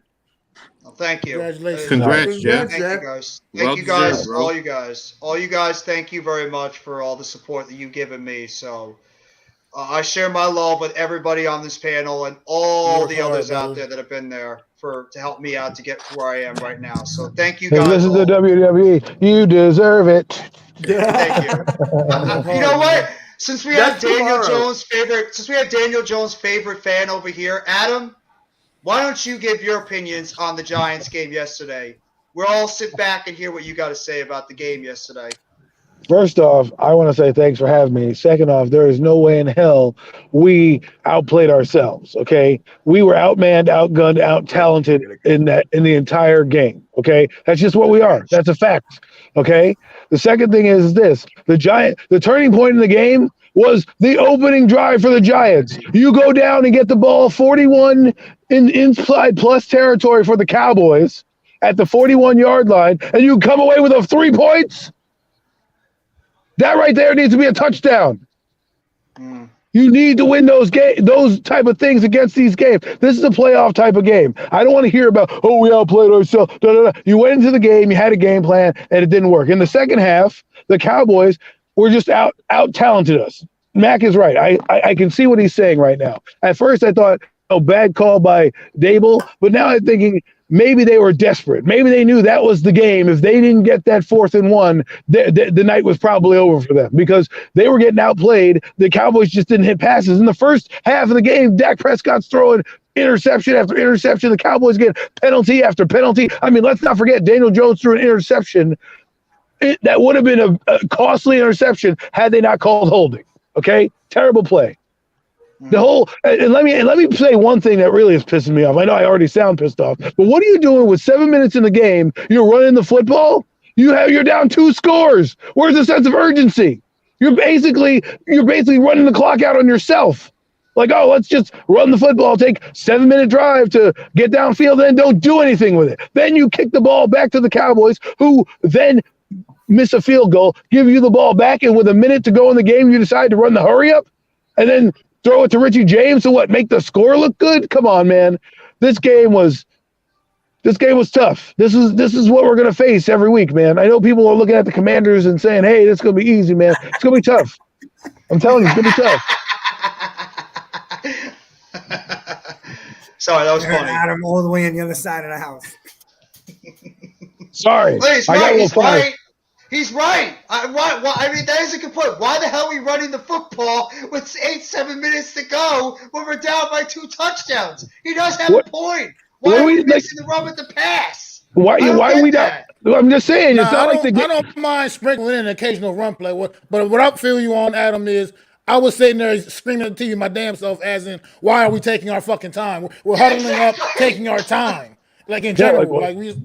It's not even so much the running plays that they were calling. It's just you're not hurrying up. You're not playing any kind of tempo. You're just getting back into the huddle, taking your time, going back out there. And the game is still kind of in the balance. You know what I'm saying? I mean, you're down 2 scores, but you score in this drive, maybe get a field goal or something. Maybe it puts life back in your team. But let's be honest, the quarterback didn't play extremely well, and the running game is non-existent.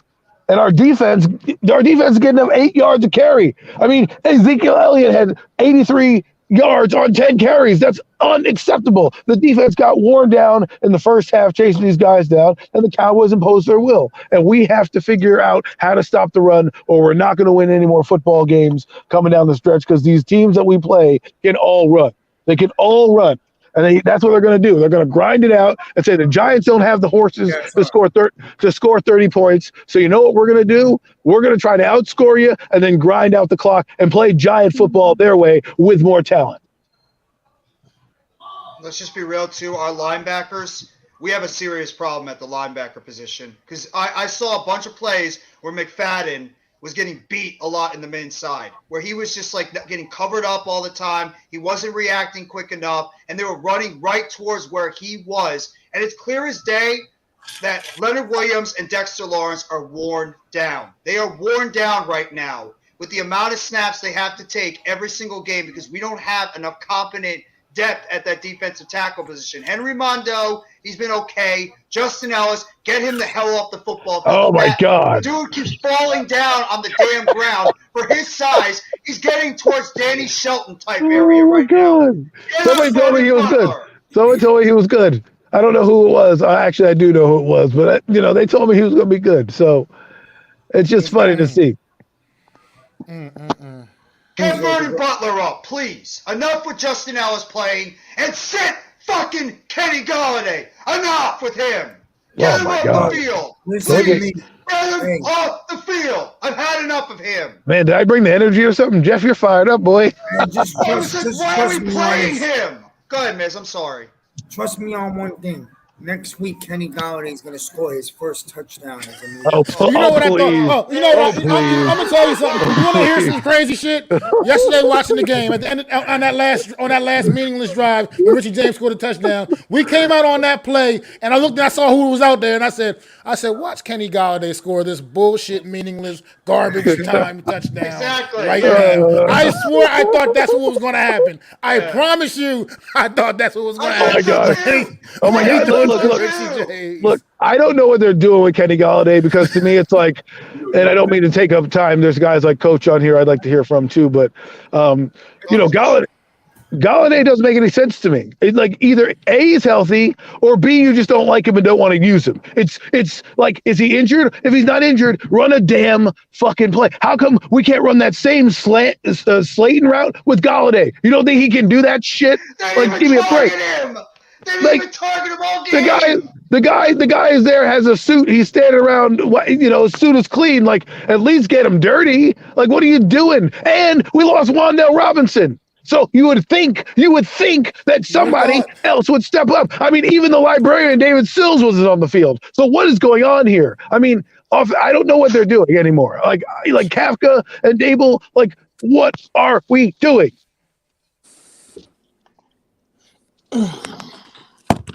Coach, you have anything to say? No, I think so on the last drive or two. I'll be honest. I think that the reason why they went slow and they ran the ball a bunch of times is because I think that they lost faith in that O-line protecting Jones from that pass rush. I mean, they were putting their ears and they were coming. So I think that was more of try to throw that D-line off because they didn't believe in this broken O-line right now. Yeah. You know? It is what it is. Oh boy. Yeah. I'm so sick of Kenny Golladay. I really am. I'm so sick of him. Just get him off the football field. Jeff, you can't even blame him. He's not even in on the field anymore. Like they don't use him. They don't look at him. I don't know why. I'm not over there. Well, I don't know. Every time I saw him on the field, he wasn't doing anything that would make me as a quarterback want to look to target him. I mean, that's what I was seeing from him. That's how he's running down the football field. He was on the field enough. Like I said, I really thought he was going to score that garbage time, that little bullshit touchdown at the end. I thought they were going to just throw the ball to Kenny Golladay in that situation. I thought so too. Let that be his one catch of the game. It's in the top of the link, rap. If you want to jump on. No, I was I was flipping the hell out. I'm like, why is this? I'm at the point where why is this guy even on? Why is he even active? If you're not going to use him, put him as an inactive. Shut him down for the rest of the season. Because, like you guys have said, look at our wide receiver core. Anybody not named Darius Slayton, Isaiah Hodgins, he's trying, but he's not a top receiver. Richie James, I like him. He's a decent player. I thought he'd be a solid contributor, but let's just be real. If Shepard and Robinson didn't go down with injury and Tony wasn't traded, this guy's our fourth slot receiver. He's maybe our third. He has to play because our wide receiver. He's just forced into the role on this team. Yeah. You know what I mean? He's a number 2 or number 3, and he has to play number 1. And I mean, our tight end position. By the way, for those of you who used to criticize me for Tony, once again, Tony is on the injury report this week. He will not play. So with another hamstring injury. 4 games with Kansas City. Kadarius Toney. 4 games with Kansas City. Okay. He's got a touchdown. That's nice. He's only played about 3 quarters. Why are we still worried about that guy? He's on their team. He's their problem. Because I wanted to mention it. I'm just saying, it's like talking about the ex-girlfriend. Oh my God, there's that bitch over there. Man, I want to talk about the ex-girlfriend. I do. I want to get at it. Wait, what was that, Coach? Good. It's good to talk about her. Hey, well, you know what? The ex-girlfriend has got more touchdowns than the number 19 stiff. That's not even getting a pass anymore. He did at least do that. 4 catches for 50 yards on the season. 4 catches for 50 yards. Jeff. Yes, Coach. Down. No, I can't. This one pisses me off. I'm getting pissed off about this one. This dude is starting to piss me off. I know. That's why I'm telling you. Calm down, bro. Calm down. Yeah. He's going to be at this point. He's not even worth the energy anymore at this point, bro. Think about this. He really ain't. How many more games do we have really with him on this team? 6, 7 games? Then he's gone. But he can actually help. He's a receiver. We have nothing besides Slayton at the position. Nothing. He's not really a receiver, man. Come on. He's not even worth. He's not even worth bending over. Let me shut up. I'm not gonna say the wrong thing. No, say it. He's disappointed. You really want me to say it, Jeff? Me of all people. I don't care, Coach. You can say it. It's an unfiltered stream. He ain't worth getting the KY jelly for, man. Hey, you know what? You're not wrong. Okay. So he's not a receiver. He's not a receiver. Miss, please. I gave up on the Golladay stuff. Please don't put out another week where Galladay's gonna score a touchdown. Because I was like, Matt, I'm like, they're gonna give it. He's gonna get a fucking touchdown in the end in the corner end zone, and they'll be like, yifty fucking do. It took him a year and a half to finally score. But this team, the biggest problem with this team is stopping the run. We cannot stop the run to save our lives anymore. We are getting gashed up the middle, and that's the biggest problem with this team consistently. Every single game this year, we cannot stop the run. We're running. Our run defense has got to be towards the bottom in the league. We're getting gashed every single week. Pollard and Elliott both killed us in that game. And what does it do? When we can't stop the run, it's going to make it easier for Dak to pick us apart in the secondary. And once again, we got gashed in the run game, and he picked us apart in the secondary against our backup secondary players. Yeah. We have to stop the run better. The super backups. We're talking about guys that were buried deep down in the depth chart. Yeah, exactly. In the process here this season, man. So yeah, we out there playing with those guys now. And at the end of the day, man, I think Dable gets this team ready, man, and gets this team prepared for what we got coming, man. I still had the belief in that. I think yesterday still told me at least that much. That look, we were undermanned. We get some of those guys back, we're a different football team. It just is what it is. We didn't have them yesterday. We didn't have the horses to do it. We couldn't get the job done. But they showed me that this team too, like I said, they play with that heart, they play with that fight, and they did what they could do given the such circumstances. You know, things gonna get better, I believe, and I think the Giants do get the job done. They're gonna get those couple wins they need to secure at least that wild card spot. I feel the belief in that. I don't think this team is not laying down for anybody. No, absolutely not. So no matter what the situation, they're going to take a gut punch from the New York Giants the rest of the way, at the very least. This team is going to go out there and fight and compete, and they're not, and that's what it is. So we'll see what happens the rest of the way. But we need to get these guys back on the field. We need these healthy guys out there. I want to see Azeez Ojulari and Thibodeau both out there at the same time. Yes. I want to see that for more than one damn game. That I have to admit, NYG is right about that there in regards to that. Yeah, Azeez is being missed.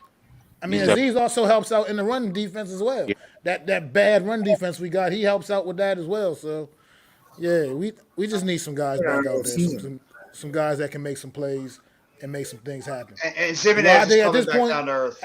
At this point, the wide receivers are what the wide receivers are. You know, we're 6 games left. It's not changing that, man. Yeah, so it's just, and Zimenez, you said coming back down. I think it's just that he's a rotational guy that's having to be a starter and do. That's what he's not. He's that guy that would have been good to just be rotating them in, giving Azeez Thibodeau a blow here and there. Yeah. But he's being asked to do what we know he can't really do. He can't be the guy, but he can be part of that rotation, man. And that's all it is. I mean, I'm still not going to be upset. This is still a career year for him. He's played some good football out there for us, but I saw he was getting pushed around out there yesterday a lot, out there as well. So, and we need to get some type of pass rush against this Washington offensive because they're explosive. We had it yesterday. We had a pass rush yesterday. Like I said, Thibodeau was getting mugged the entire game. Thibodeau was a beast. He was getting mugged the whole damn game. So that's a fact. He was getting mugged the entire game. Yeah. He was getting around that edge. He was getting around that edge basically at will. Yeah. That's where counter moves are going to have to come into play with him as he develops and grows, because he does rely on one move, whether it's a bull rush, the single extend, the speed. You know, sometimes he has to work on setting up a secondary move with a primary move. That will help get rid of those holding calls. Yeah. You know, because if you stem to the outside, get the tackle to twist, now you can loop back up into the inside with an inside counter move. That'll get rid of the holding calls, but that'll also let him get to the quarterbacks a little bit quicker. It's just little things. He's a rookie. He's going to learn. Right. And those are some of the things that he had to work on coming out of college anyway. So Exactly. Absolutely. But we all see it. We all see the explosiveness, the power. You know, once he puts it together, yes. Him and Ojulari, and now with everyone else, if they could just be rotational pieces, yes, then it changes the whole complexity. And if we have good rotational pieces that, you know what, somebody goes down, we can make do with them for a game or two, then they come back. That's different, but when you rely on them, I think, well, Adam, you said it. Yeah. When you got to rely on the bottom of the barrel, it changes the whole complexity of your team. So. Right. Well, I look at it like this. Thibodeau, you're right, Coach. He has one move. He needs a spin, like I said, a counter, or the up chuck move that like Von Miller does, where he puts his hand in your armpit and like throws you to the side. And I think maybe his strength is one of the things he needed to work on in college. I know that there was rumors that he may be dogging it. Maybe it was in the weight room a little bit because he's not like Ojulari's physique coming out was NFL physique. This guy looked like He worked out, but like maybe he needs to hit the weight room a little bit more. And once he gets there, let's hope it doesn't take away from his speed, because I believe he has all the tools to become one of the next giant great pass rushers right now. Exactly. But my concern is with what Jeff said is like our offense is what my concern is right now, because they right now are struggling, whether we like to admit it, they're struggling. Okay, they can't put up that many points, and if they don't have a run game, they don't have much of anything. And what I'm looking at is, and we'll find out tomorrow more about this Commanders defense, if they are legit. If they put a hurting on this Atlanta team, how will they match up against us? I know a lot of people are looking at the Crimson Red and saying, well, Daniel's great against them. We're 4-1 and blah, blah, blah. Well, we got to respect them if they win the game on Sunday, because they're going to come in and they're going to be like, look, why not us? Why not us? You know what I mean? And so the Giants, got to play at their best, got to figure out a way to score points. And whether that's putting Barkley out on an island or something like that. I know they did a couple 2-back sets, some trickery over there with Gary Brightwell and Barkley in the backfield. I don't know what they got to do, but that's my main concern going in is can we keep up with these teams in a track meet? Because you saw it with the Cowboys, you saw it with the Lions. Once they start to get up 2 scores, if we don't get turnovers or we don't get the opportunities that we sometimes get in these games, it's going to be a struggle. We need to win in the trenches. That's the biggest thing going into this game. We have to win in the trenches. That is the number one key going against this Commanders team, because they got weapons on the outside, and if we don't get some help in that secondary and our pass rush can't inflict any type of movement against that offensive line, Dotson, McLaurin, Samuel, whoever it is, they will pick us apart in our secondary. We have to get a pass rush, and our offensive line has got to do a good job against their pass rush, because their pass rush is good too. They got those 2 defensive tackles in the middle with Payne and with Allen. Those guys can move up the middle, and they're good against the run. And even if Montez Sweat is not bad, and even if Chase Young is 60 or 70% of the player he was, he's still a threat on that outside. So this is a game where we have to find a way to make sure we win in the trenches, because if we don't, it could be a long day. Oh, it will be a long day. Because that's the point blank and the bottom line is the New York Giants' identity is bully ball, running people out, running the ball down your throat. We got to reestablish that. We have lost that these last couple of games. We haven't been able to run that football against the Cowboys effectively. We weren't able to run the football against the Detroit Lions effectively. So we got to get that back, because that's what we do. Like I said, our wide receivers are what they are. We can't depend on that. Our quarterback is Daniel Jones, and you can feel however you want about him, but, it is what it is with him. He's going to have those moments. He's going to have He's going to have his good moments. He's going to have those head-scratching moments. It is what it is. You just got to know that's what you're dealing with him at the quarterback right now. And the offensive line is clearly not that great. But you just got to be able to get, like I said, that's why I said you sprinkle in those packages and get those running backs all on the field at the same time and keep these defenses guessing. Keep them on their heels, man. Let them so they don't know who's getting the ball on any given play. Don't make it so obvious. Don't make it so easy. Got to confuse these defenses, man, that we're playing against. So figure out we're playing against Taylor Heineke and the Washington Commanders. We got to figure out a way to make Heineke look like the backup quarterback that he is. But it's going to all come down to what New York Giants team we get on next Sunday, man. That's what it's going to come down to. We're going to get the guys that go out there and compete and fought against the Cowboys yesterday. I'll take that team with a few extra pieces. With a few added pieces, I'll definitely take that team. But they also might be out-talented as well. So let's not forget that. I mean, that's what the Cowboys did to us last week. Their talent was just better than us. There's nothing against our team. Right. So we're facing a lot more talented teams coming down the stretch. So let's hope that we can keep up. That's all. But even with all the talent the Cowboys had, if we just had a few of our guys back, it would have made a difference in that game. Not even all the guys. Are we winning? I think if we had our secondary, for instance, just those guys in just our secondary. Right. I know that, but these guys, we can't talk about if they're in there. They're not in there. Adoree Jackson is not. I'm just saying. Adoree Jackson is not in the game. With the way the New York Giants played yesterday, I know because we're talking about the talent. I know they had more talent. They out-talented us. I get that. But what I'm saying is, with even a few of those additions, with a few of those guys, not all of them back, just a few of them, that would have made a difference in that football game yesterday. So Adam, I mean, even with, and that's still, they would have had more talent still than us. But the way we fought with the guys we did have, just adding a few more of the regular guys would have made a difference. It absolutely would have. Coach. Hey, Adam. To Mac's point, though, okay, if Dallas was that much more talented to it than us, then why didn't they completely dominate and destroy us?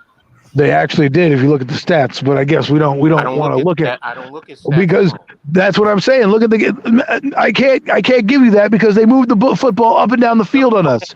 And Adam, Just he outstatted somebody and barely won. But we were doesn't a matter. better team. Oh, Stats don't give you the true picture. What I'm getting at is the heart and soul of the team.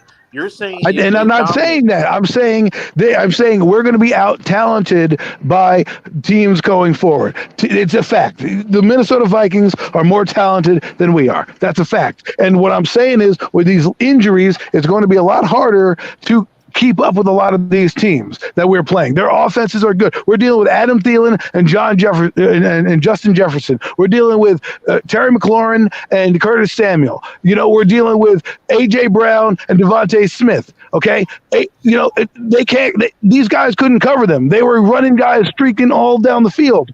Okay, that's just a fact. I'm not going to sit here and say they weren't more talented than us, because it clearly was, and it clearly showed in the second half. The point is, though, what I'm saying is, if we had just the guys we normally have, you're telling me that they just still beat us, because you're saying stats is the reason why they dominated us. And I'm saying, I'll say this right now: you still had those guys in there, they still beat us. That's I'm going to say that. Yes, I disagree with you. I respectfully disagree with you. Not the game I watched yesterday. I disagree too with the game I watched yesterday. In the end, stats is not the end all be on, because you're saying stats is the reason why they dominated us. And to me, I'm telling you from your experience, stats don't mean shit. I've seen teams that have been, as you say, more. I'm not even talking about the stats, but if you look at the 2 interceptions, that stopped their drives. They were moving the football up and down the field. It wasn't like the Cowboys had any trouble with our defense. It was the turnovers, mistakes, and penalties that kept us in the football game. And then in the second half, what happened? No mistakes. They still had penalties, and their talent overcame what we had on the field. That's just a fact. That goes, but that goes into what I was just saying. If we had our varsity players, you're telling me they're still going to dominate us? They beat us last time with our varsity players, and they had a junior varsity quarterback playing for them.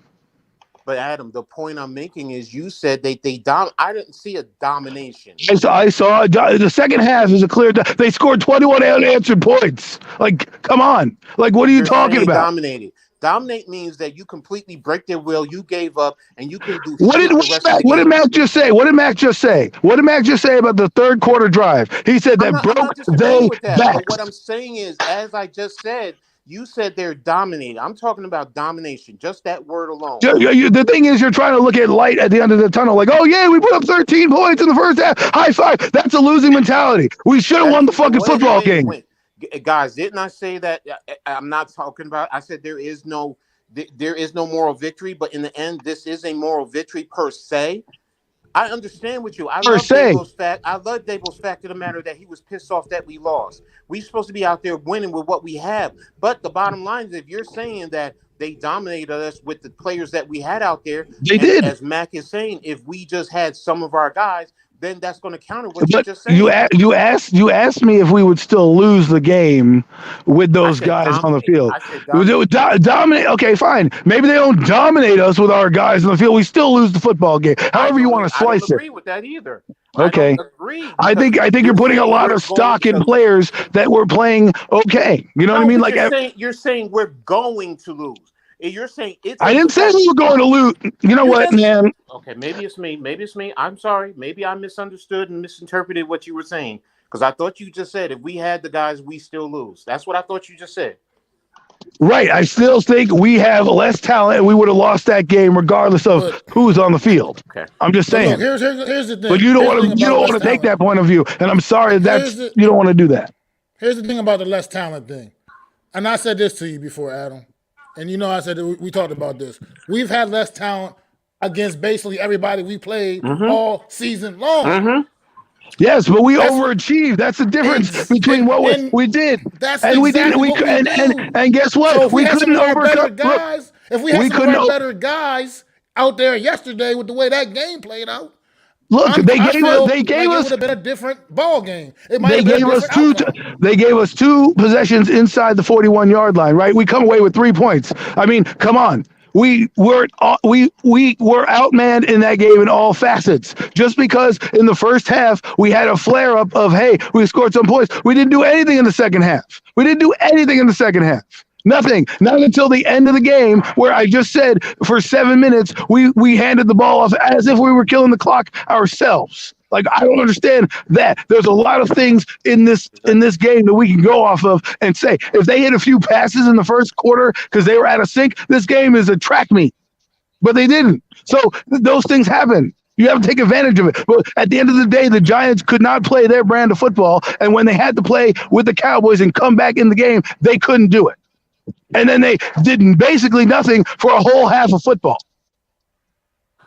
Okay. This is good stuff, by the way. I love this. I absolutely love this good stuff. Miz, you know what, Miz, you've been really quiet lately. Why don't you talk your talk right now? I mean, listen, man. I'm going to be real right now. A lot of things Adam says is true, and it hurts the fan base to want to believe that. But on the other side, I do think the Giants will beat Washington next week. You want me to give my reasons? I ain't got no reasons. I guess I'm talking from the heart. As we get closer to the game, let me see who comes back.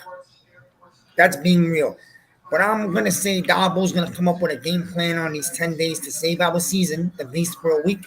And I'm going to say that we're going to have a very loud home stadium. And I'm going to go with those two reasons.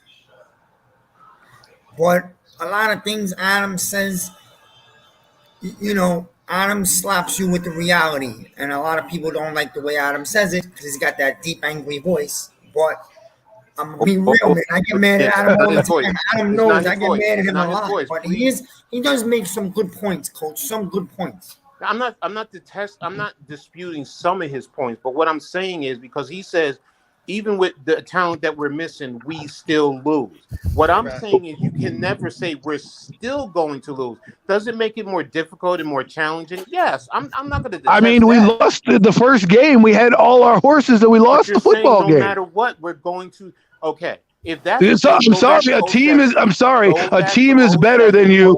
What I'm saying is, Adam, you know you've played ball. You know it.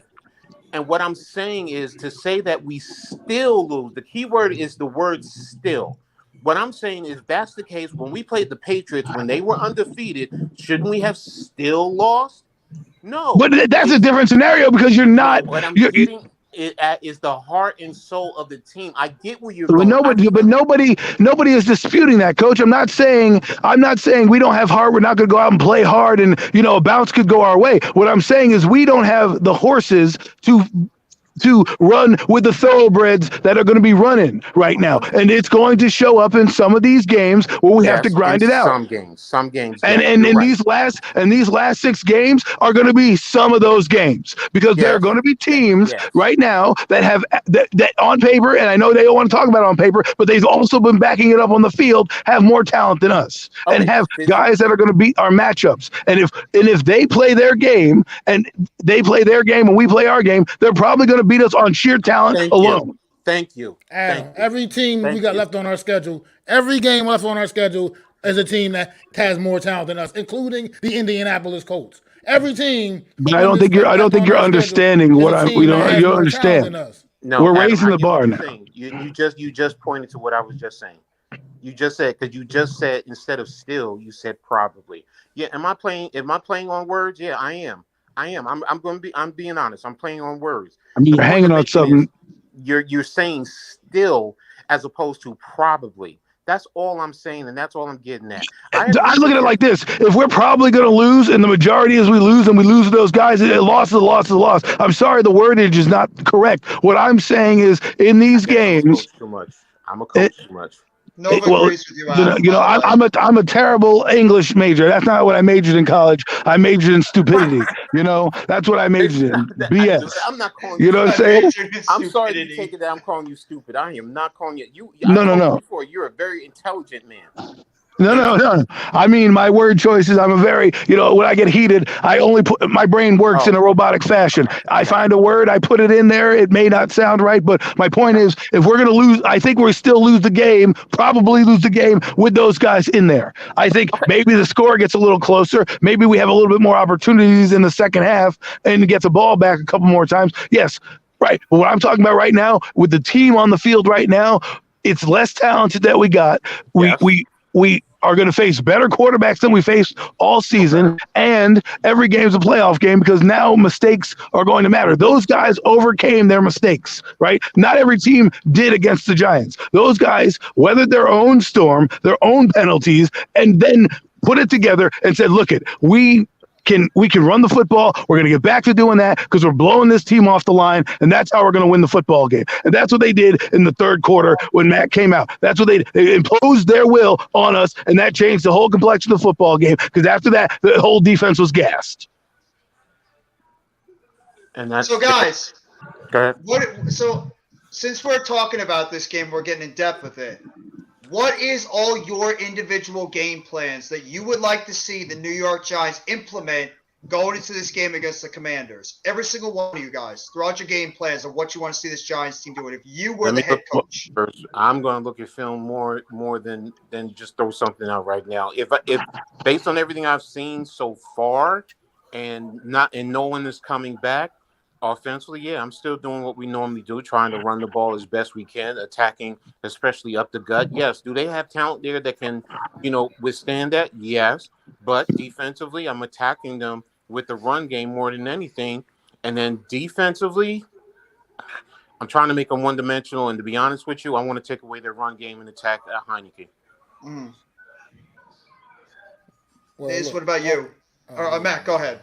I was going to say, look, offensively, I'm going to just speak off what I want to see offensively. At this point, because our playmaker situation is, as we all know, is atrocious. It's horrible. So we need to get our best guys out there. Whether that's having 3 running backs on the field at the same damn time. And like I said, Breida and Barkley can do things in the pass game. They can be utilized like wide receivers in a sense, get them in the slot, do something with them. If you got Brightwell in the backfield, you want to get some movement.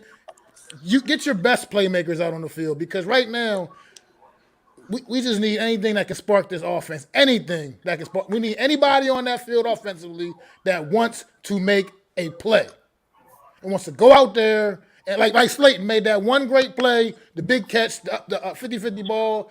Jones threw down the field to him. Good shit. Slayton went up there and got it. We need more of that. We need guys out there that want to make plays, that want to actually make plays. Like I said, and you saw when we were bringing those extra running backs in, Brightwell was starting to gash him a little bit, getting a couple nice runs, a couple nice alleys. Like you gotta do things. Keep a defense all balanced. We don't have the talent to just go straight up at a defense and be like, look, this is what we're gonna do because we're this good. We're not that good offensively at all. We got to do things to try to make these guys think about it.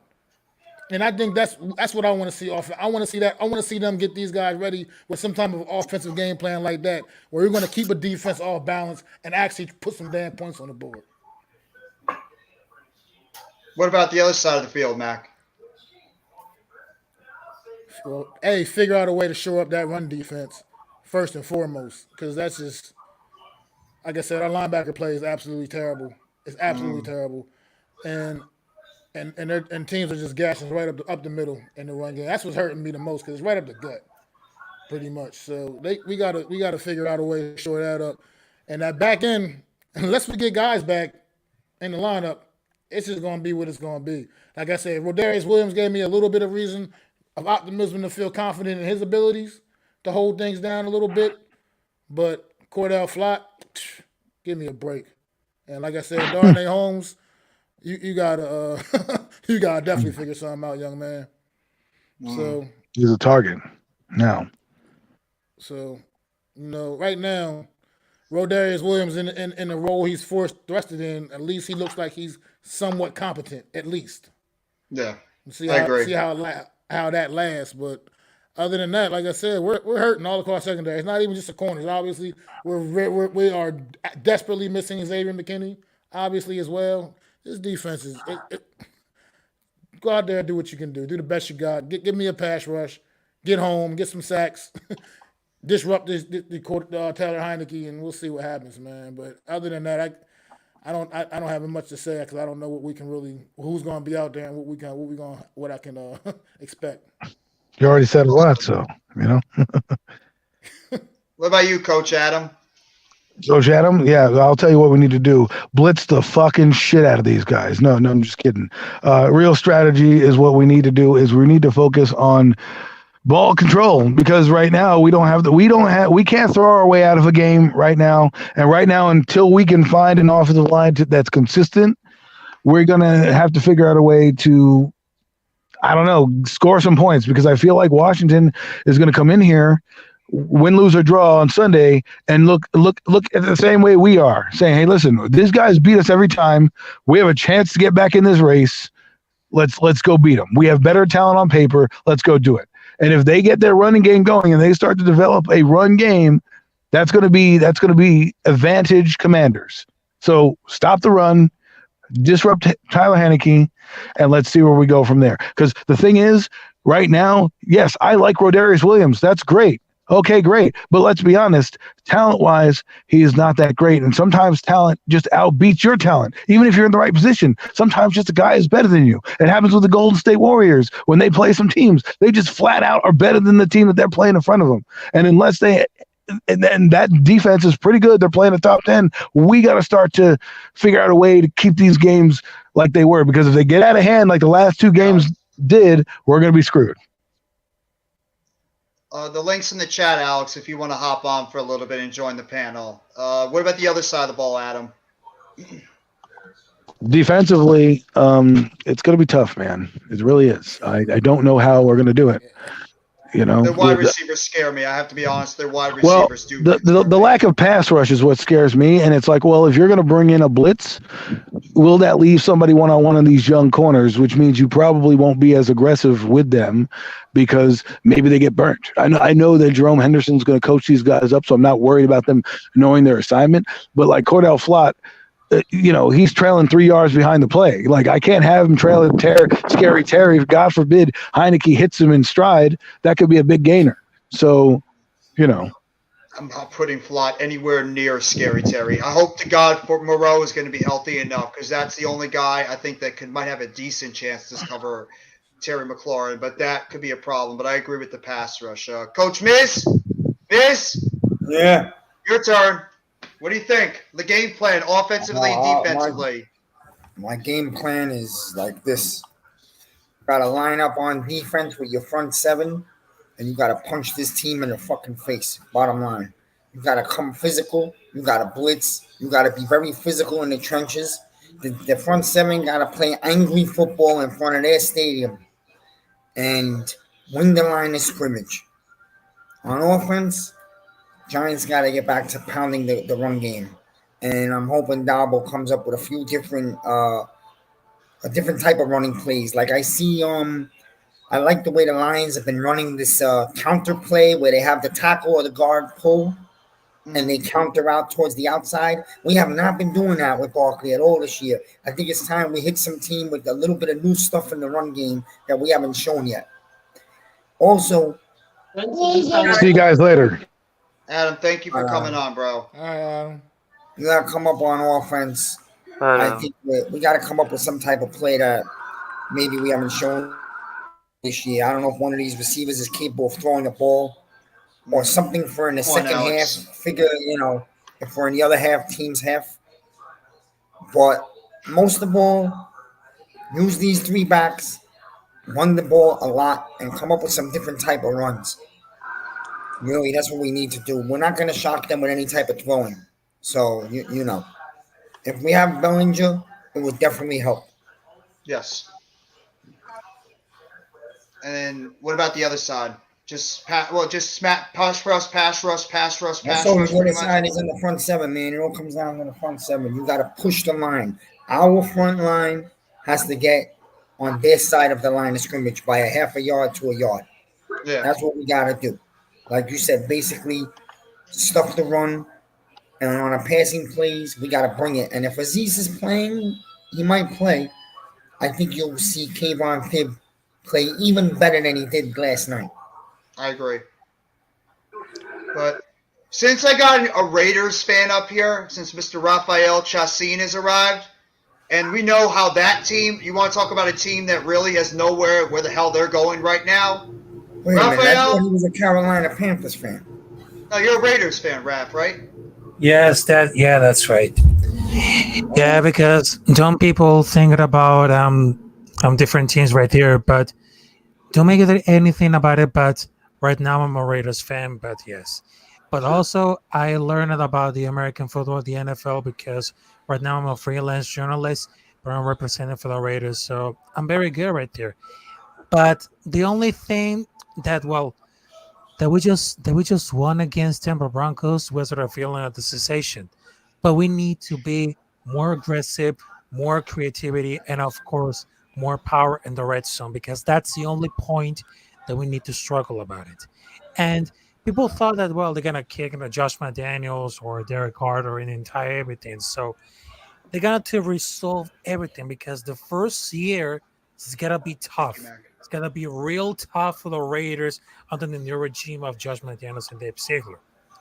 And right now, people thought that, well, it's going to be tank for another quarterback, because there's no necessary to tank like a quarterback if they had another power like this. So, which means they had to recover all these batches right here, which is the red zone, and they need to strong a little bit of the defense and the offense right there. And when I just saw the game between Dallas Cowboys versus New York Knicks versus New York Giants, I guess because that was on Thanksgiving, but I will say this. They need to more creative of the offense and the defense right there. It will make underestimated right there, because they had to solve this bad run defense. They need to resolve this. And what it would take it like a play like Landon Collins, or just like putting Who? Landon Collins? Is he still on the football team? Where the hell has he been? I'm sorry. Go ahead. I just want to know where the hell this dude is, because he hasn't played. But they had to figure it out at the defensive linebacker. But I will say this. Jeff, I'll be right back. I got to take this phone call from my father. I'll be right back. Take your time, Miz. Take your time. Don't worry about it. Yeah, but I would say this. After they just lost against Dallas Cowboys, I think they had a lot of bit better to resolve it about the defense of the offline. That's the only point they need to resolve a lot of this, because I know because they had just entered the conference right here, and it was really tough. It's really tough right here. Still on the team? Is this dude still on the team, Tony Jefferson, or is he on season-ending IR? Do you guys know? I know he was on IR. I'm not sure who was on the season-ending IR, but I'm not even sure at this point. I completely forgot he's on the team. And Alex even says, like, what about this Ryder Anderson kid? Just to give us, we need depth on the defensive line. We need it. Dexter Lawrence and Leonard Williams are probably running on fumes right now with the amount of snaps they're getting. They need help in the interior of that defensive line. We need depth. Because it ain't Justin Ellis at all. Get him off the field. Call up Vernon Butler from the practice squad if you need to. Get somebody else that can help alleviate the snaps for Lawrence and for Williams, because they're going to get burnt out, and these guys are going to get hurt even more than they might be already. We need help. Who would have thought the injury to DJ Davidson would have been so significant, right? Or Nick Williams, either one of them. Yeah, Nick Williams as well, yeah. Because he was playing good football, Mac. He was playing really good football in the interior. It's probably that one depth guy we needed. Davidson wasn't bad, but we have nothing right now. And I like Mondo. I think he's a decent backup defensive tackle, but to me, he's a fourth or fifth guy at best. And he's had to play like the third guy because Justin Ellis has been invisible. We need help in that defensive tackle position, and we badly need linebacking help in the middle. We badly need it. It is becoming a major issue in the middle of our defense. I mean, Jalen Smith, he makes some decent plays in the game, but he's been really, really breaking down in the run game. McFadden, I think he's just a rookie that needs to learn. He needs to learn the game a lot more, because I think he's been thrown in there and playing a lot more than he should. He should be eased into the game. I think that Darian Beavers injury killed us overall. I think he would have been such an important help in the middle of that defense. Yes, he's a rookie too, but I think he would have done a better job in the interior defense. Saw something in that kid, man. You just know he was going to be a player for us this year. He would have been good. That was a tough one early. Yeah, that was a major blow in the middle of the defense. And Tay Crowder, you know what, the dude, bless his heart, he's trying out there. He's a decent player, but the guy is just not a starter. He's a rotational He just shouldn't player. be a starter. He shouldn't be a starter. No. He just shouldn't be a starter. No, he's I not agree. like a horrible. He's a guy that can make a play here and there, but he shouldn't be like your main guy.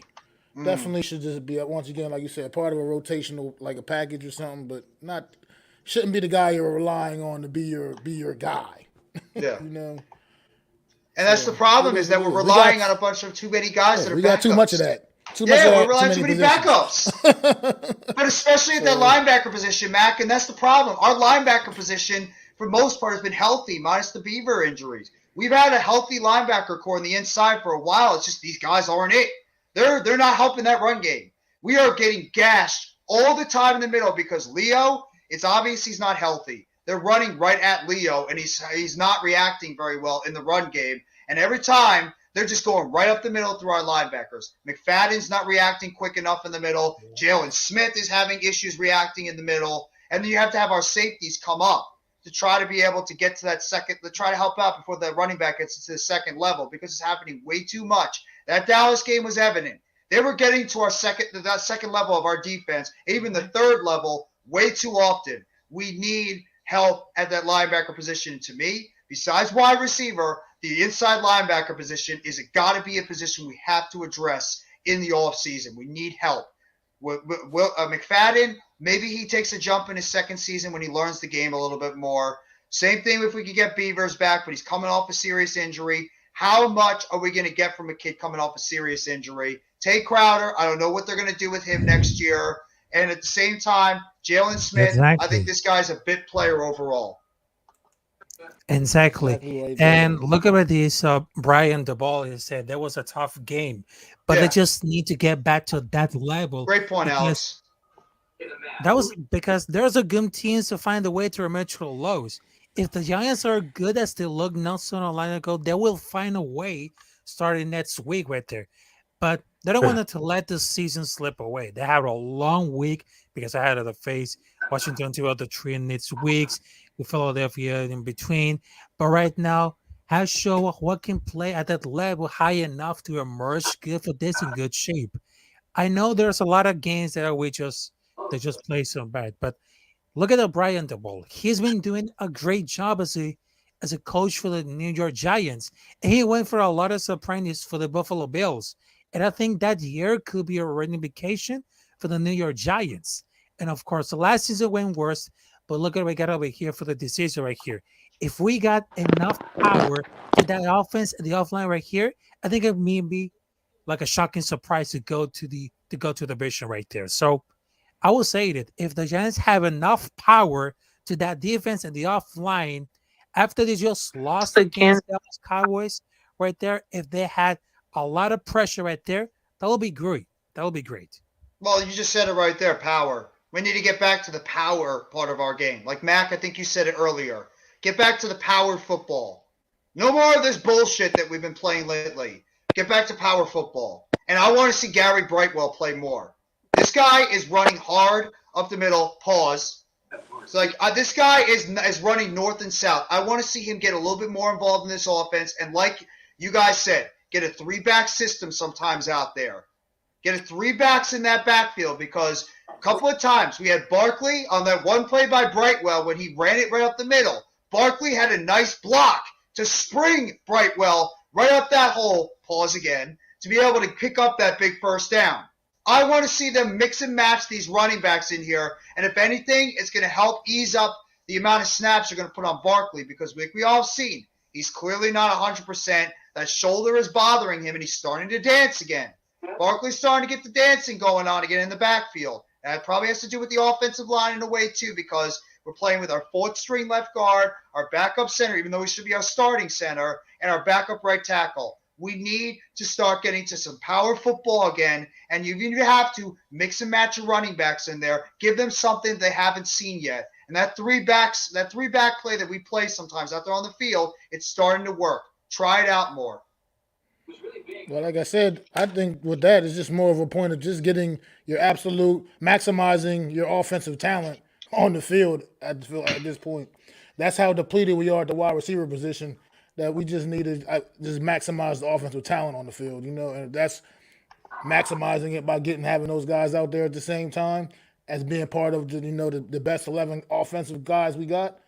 Then that's what we got to do. I just feel like that's what we need to do right now because we're obviously not getting off now. Number 19, he's a joke. Throw him out. Throw him back. Let him sit on the bench the rest of the season. I don't care. Keep collecting his paychecks. But so you just got to, like I said, maximize the talent out there, man, and figure out a way. Because we do got to figure out a way to score more points. That's what is really holding this team back is the inability to put points on the board, man. And we got to figure that out going down this stretch right now here. And this is the time of the year where you also got to be able to run the football. Have to. This is that time of the year, man. You're going to be playing in some weird weather games, windy, just cold in general, whatever. It might get some snow depending on where you're playing at. Got to be able to run the football this time of the year, man. We got to get that back into this offense because that's what was holding us down through our good start to this season. And we're just not constructed to go out there and pass our way into victory. It's just not. We're just not constructed that way. It is what it is. Yeah, we're not winning many football games in shootouts. If we have to play in shootouts, we're not winning many football games because we just don't have the offensive firepower to be able to keep up with some of these teams that they're able to put up a lot of points on our defense. That's what's going to make our pass rush and our offensive line. That's where it's got to start in the trenches. If our trenches start playing the way that they did earlier in the season, then we're going to have a good chance to pull off these victories. But if our offensive and defensive lines mixed in with the outside linebackers can't pick up their play and get more of a pass rush and protect our quarterback and open up the holes for the running game, we're not. It's going to be a big time struggle for the rest of the season. So it's got to start with the trenches. But Coach, you've been a little quiet lately. What do you think? I'm sorry. I'm watching Al Bundy. What do you think? It's all good. It's all good. I'm sorry. I got caught in this one and I just lost myself. No, don't ever feel sorry about that. We all love that. We all love good old Al Bundy.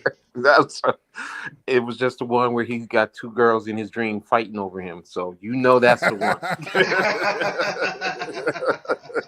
I'm sorry. You couldn't tell with the smile on my face. Oh my god! That was such a good episode. Yes. It was. That was such a great show in general. Yes, I'm sorry. I'm back. I cut off the TV. I'm back. I'm sorry. No, don't ever apologize about it. Don't ever apologize about something like that. All right, where were we at now? I'm sorry. What were we talking about? What team?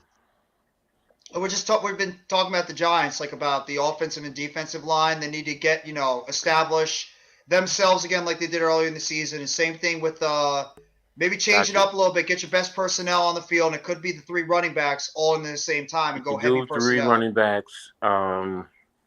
It's definitely interesting. I like the thought of that. Not as a primary offense, but yes, as a change of pace. Yes, definitely.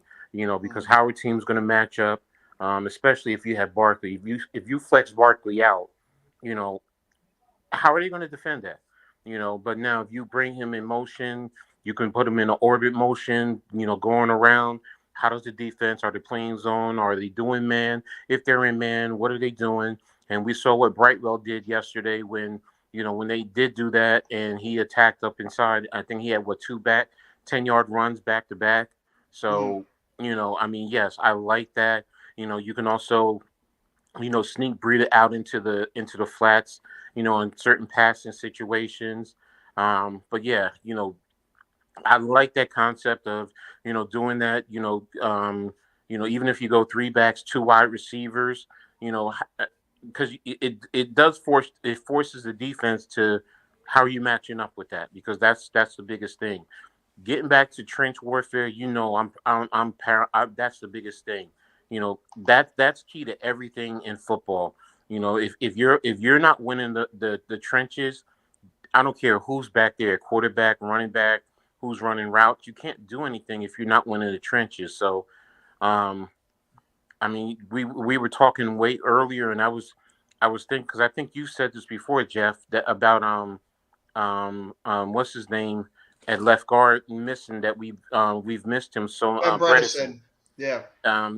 Is it now that really he's the key to a lot of the things that we've been doing on the offensive line? Because, you know, at the beginning of the season, I wouldn't have thought he was that big of a factor, but with everything that everywhere that we've been going and the issues that we've been having with the left guard, you know, yes, Azudu is a rookie, so he has to develop. So he's probably more talented than Bredesen, but Bredesen's experience, you know, allows us to do a lot more things offensively, and it allowed us to be more physical in the run game. So, you know, the run game is going to be key, you know, offensively, which is where we're in the trenches. We need to win. Defensively, we do definitely need to figure out how to stop the run, you know, because if you had told me with Leo and Dexter, teams would gash us right up the middle from time to time, I would have said no way. But in the same token, these guys are tired. I think they had a stat out. I believe Leo was out there 73% of the times, and Dexter was like around 69% of the time yesterday. Can't have that with your defensive lineman. Yeah, you're going to get burned out.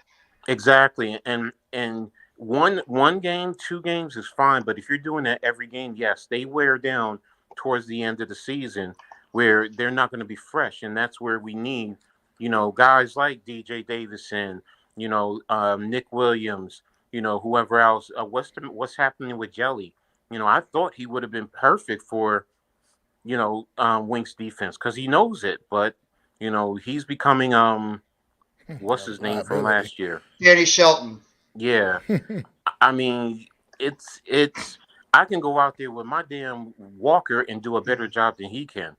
You know, and I mean I'm being dead serious, man, because you could. It's for someone to be as big as he is, I can't understand how he gets washed the way he does. You know, as long as you stabilize yourself, it makes it harder for the offensive lineman just to move you out of the way. And that's why teams are starting to attack us in the run game, because they know Leo and Dexter are tired, which is getting to the linebackers, where if we had a rotation that we could give them blows and the guys coming in would at least be serviceable to maintain, I think our linebackers would be a little bit more effective. But when they're getting blocked, if your front line is not eating up the blocks, then the linemen are getting to the linebackers, and that's what you're seeing. You're seeing the gashes right up the middle. And then, you know, Jihad Ward, he was great at setting the edge early, but now he's starting to disappear. I mean, you know, Thibodeau, we knew what we were getting with Tibbs. We knew. You know, he was good, but, you know, he's still a rookie. Aziz, NYG talked about it. Aziz is probably a big piece that's missing, you know, and I didn't. I think this guy's being missed too, Coach. I really believe this guy is being missed all season in the middle. We need this. Darian Beavers has been a bigger loss than we would have expected in the middle of that defense, even as a rookie. Exactly. You know, and I mean, he's a rookie, but yeah, his size, you know, he would have helped solidify. He would have been able to take on blocks, you know, and be physical, because he's what, 260, 270?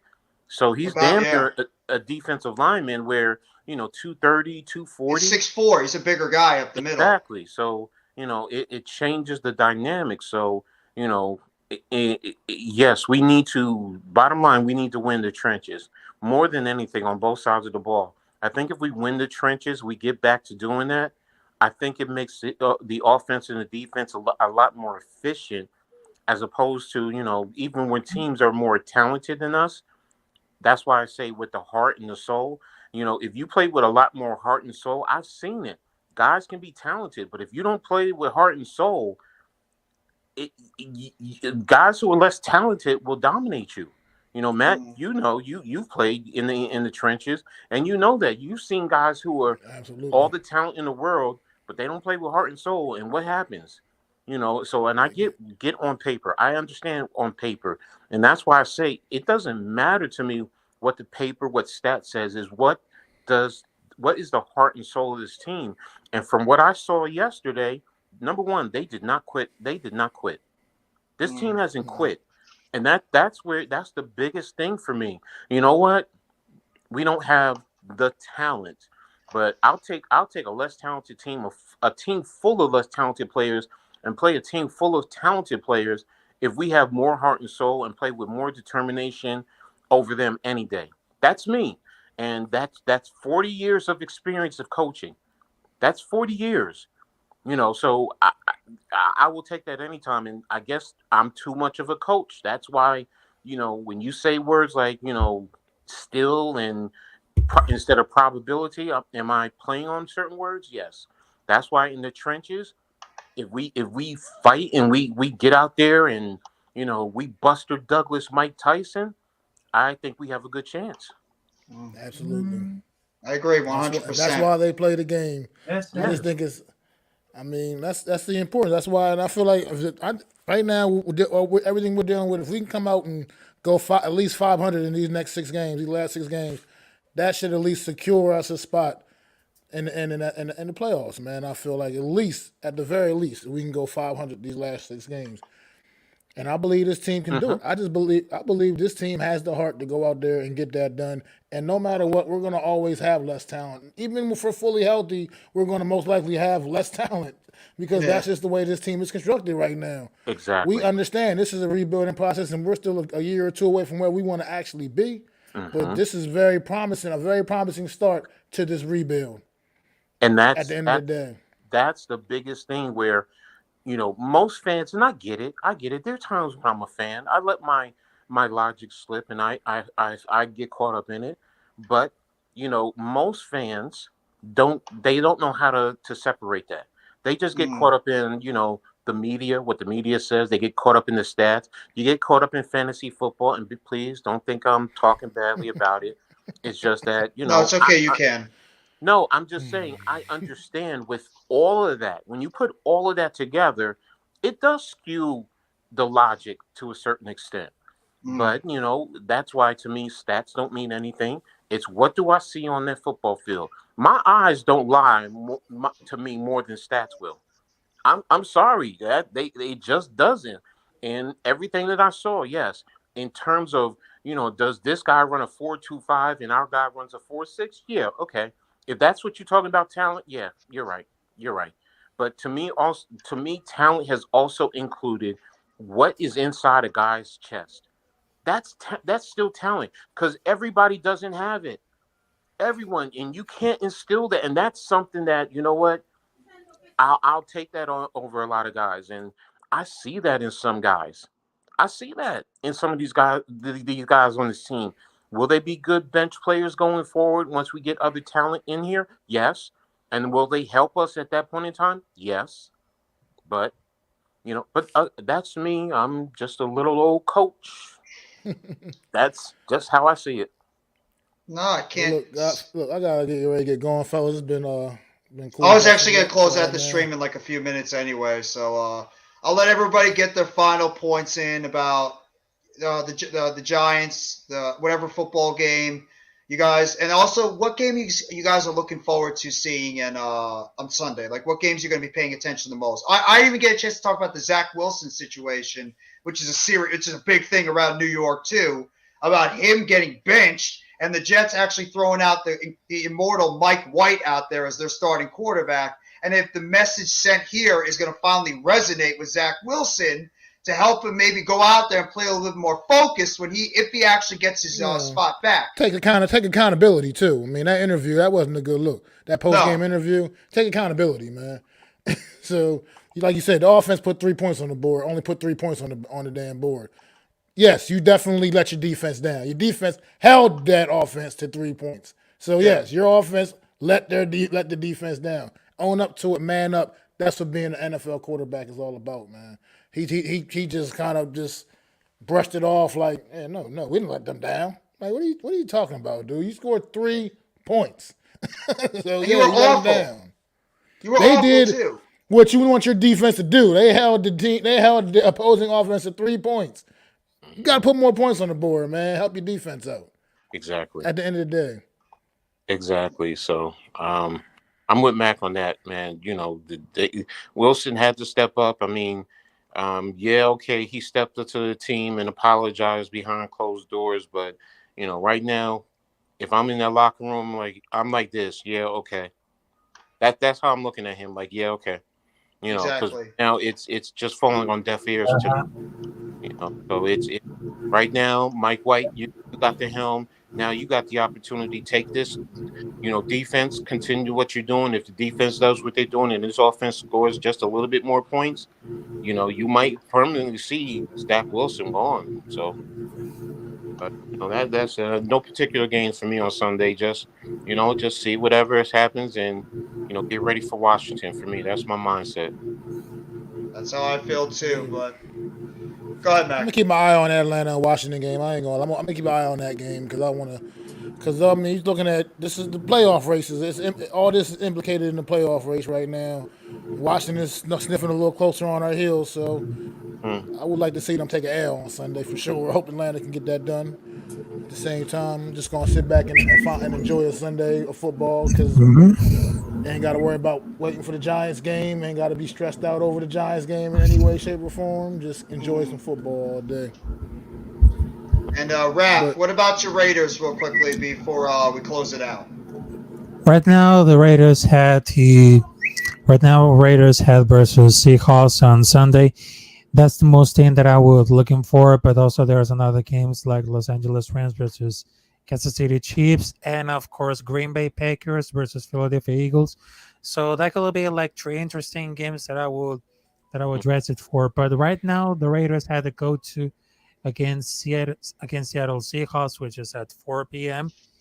But I think that's gonna be very interesting.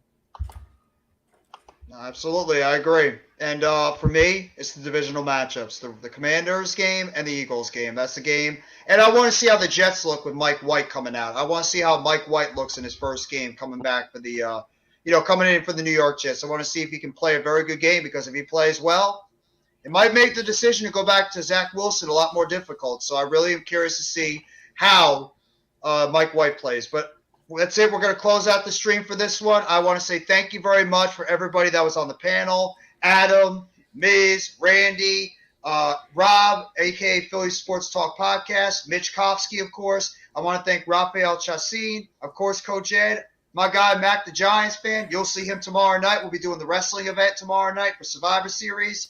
I want to thank everybody in the chat. Randy, Miz, Alex, Big Blue in the Bronx, Karam. Can't forget about you, Almighty Finesse, Nova Nebula. Got to talk about Tudo. Can't forget about Tudo. All the support he gives us all the time in the New York Giants community, no matter who it is. Got to talk about our guy, where the heck was he? Alexander, big Cowboys fan. Can't disrespect him. I know how much Big Fridge. Know how much Alex loves his fans. Just want to make sure I shout out everybody. I don't want to miss anybody. SK Reggie, I can't forget about you, bro. CWE Bed Stewie, the amount of support you show me with the Nets all the time. Can't forget about you guys. King Jers, another good New York Giants, a big-time supporter, Sports with Coma, another good YouTuber, a big Cowboys fan. Shout out to you, bro. Thank you so much for coming by the chat. I just want to make sure I don't skip anybody. Let me see. Just trying to make sure I don't skip anybody. I apologize if I'm taking up anybody's time if they want to jump off. Super Taj, can't forget about you. Coles, I know you're happy getting that big win yesterday. So I know Coles Cowboys is very happy about his Cowboys getting the victory yesterday. Coach Dante, a great YouTuber over there, a great big Houston fan, big Houston Texans, big Houston Rockets, and, of course, the Houston Astros fan. Shout out to him. Taj, can't forget about Taj, the work he does all the time in the Giants community. Thank you so much for coming by the chat. Let me see. Who else? Adam, of course, in the chat. Can't forget about him. All the great work he does in the New York Giants community. Make sure you guys show him some love with his hurry-up episodes he does. And, of course, when he does his big, real deal NFC East Roundup every single Wednesday with our guy, Mac the Giants fan, on Wednesday every single time at 5:30. We're going to recap and preview all the happenings going on in the NFC East. So I want to say thank you very much, everybody, for coming by the second episode of the New York Giants and Football Friday Talk with NYG Jeffy T. Thank you all. Have a great rest of your Friday. Take it easy. And as always, let's go New York Football Giants. Together blue, all and all. Have a great Friday.